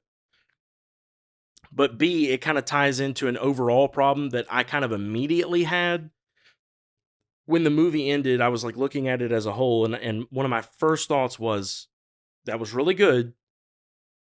But to me, this felt like either the writers or the directors or the actors, someone with some say knew that they were kind of like in their bag on this, and they were like, we got to do more. Like, and I don't mean more like bad stuff. I'm saying what I'm saying is, this movie was too long. It's almost 3 hours long. Oh, see, that's and that, to me, I disagree. For this kind of movie, it went on too long. And I think that's why, like, if it had been shortened to like a good solid 2 hours, you cut almost an hour of time out. That's a significant amount of stuff that you probably could have like still kept the pacing going at a rate where it was like enough bad things to make me hate them, but not so many to where it's like, oh my gosh, this is just kind of ridiculous at this point. Like, this is overkill. It really, it almost gets to a point where he became cartoony. Like, I disagree with that. Well, I'm again, this is just my opinion. I know what you're saying. This, for me, is why it's what kept this movie, and it's the fact that, like, comparing it to Independence Day, since these were the two I watched, that movie knows it's cartoony. Like, it doesn't take itself very seriously. It's the fact that this movie indulges in itself so much, and it's clearly like one of those that was like a Oscar bait kind of film, like loaded cast, very serious, dramatic acting, like not a lot of humor. There was humor. I'm not saying there wasn't. Not a lot of humor. Yeah. To offset the very serious and tragic things that were happening. And I've also told you before, I need some humor to offset. Like, I need some lighthearted moments for me in a movie like that. Like, sure. It became too much. And that to me, I think that a shorter runtime could have helped this movie. I mean, I get that, but I love it. The length. I agree. I already hated Tavington, but I hated him with a new hatred when he burned down the church. It was especially talking about the great lines when the guy said, "All right, start burning down the buildings," and he goes, "Burn the church." Just like the look in his eyes when he says it. And the guy goes, "There's no honor in this," and he like brings his horse closer and is like, "You said." Anyone who oh my gosh, like, well, and then after he throws the torch, he tells him the honor is found in the end, not in the means, which is it's a great line, and actually pretty accurate. I completely disagree with that. I'm look, anyone who thinks that American armies haven't done awful things, I'm not saying that that's justified. But what I'm not saying you're calling it justified, but what I'm saying is no one talks about that. People talk about it. America has done plenty of things that to bad means to justify an end that I have completely disagreed with. I'm not saying that America gets a pass on that. America has done that. I'm just saying fundamentally that is a flawed view. The ends don't justify the means. I'm not saying they do. I'm just saying I think in war it is viewed that way. By some people, yeah. I mean, by people like Tavington, and some American people. I'm not saying America gets a pass, but we're pretty much up on time here. So.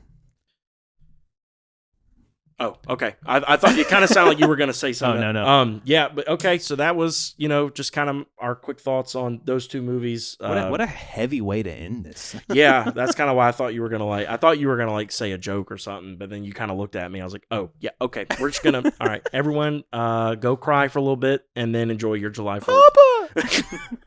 Fievel! That's actually why my dad is called Papa, because my brother used to watch Fievel, and he would call him Papa. That's cool. So that's why our kids call him Papa. But yeah, both great movies. It was a really like top tier cinema filled last 24 to 36 hours for me. So I do appreciate the recommendations, even with my gripes about really both. I mean, I had gripes for both. I enjoyed them, and I'm glad I've seen them now, and I've got those under my belt. They're both really excellent films. So cool. If you haven't seen them, what's wrong? We just ruined them for you. We ruined for them. We ruined them for you, but I still recommend you go watch them. They're really fun. Well, one of them's really fun, and one of them's really good. But hopefully you guys enjoyed this episode, and next week, I think. Maybe not next week. I don't know yet. Okay. Well, here very soon. Yeah.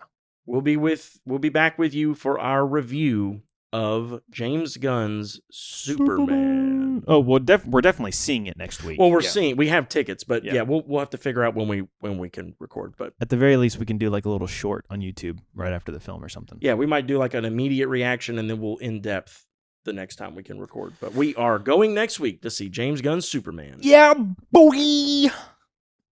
Okay, bye-bye.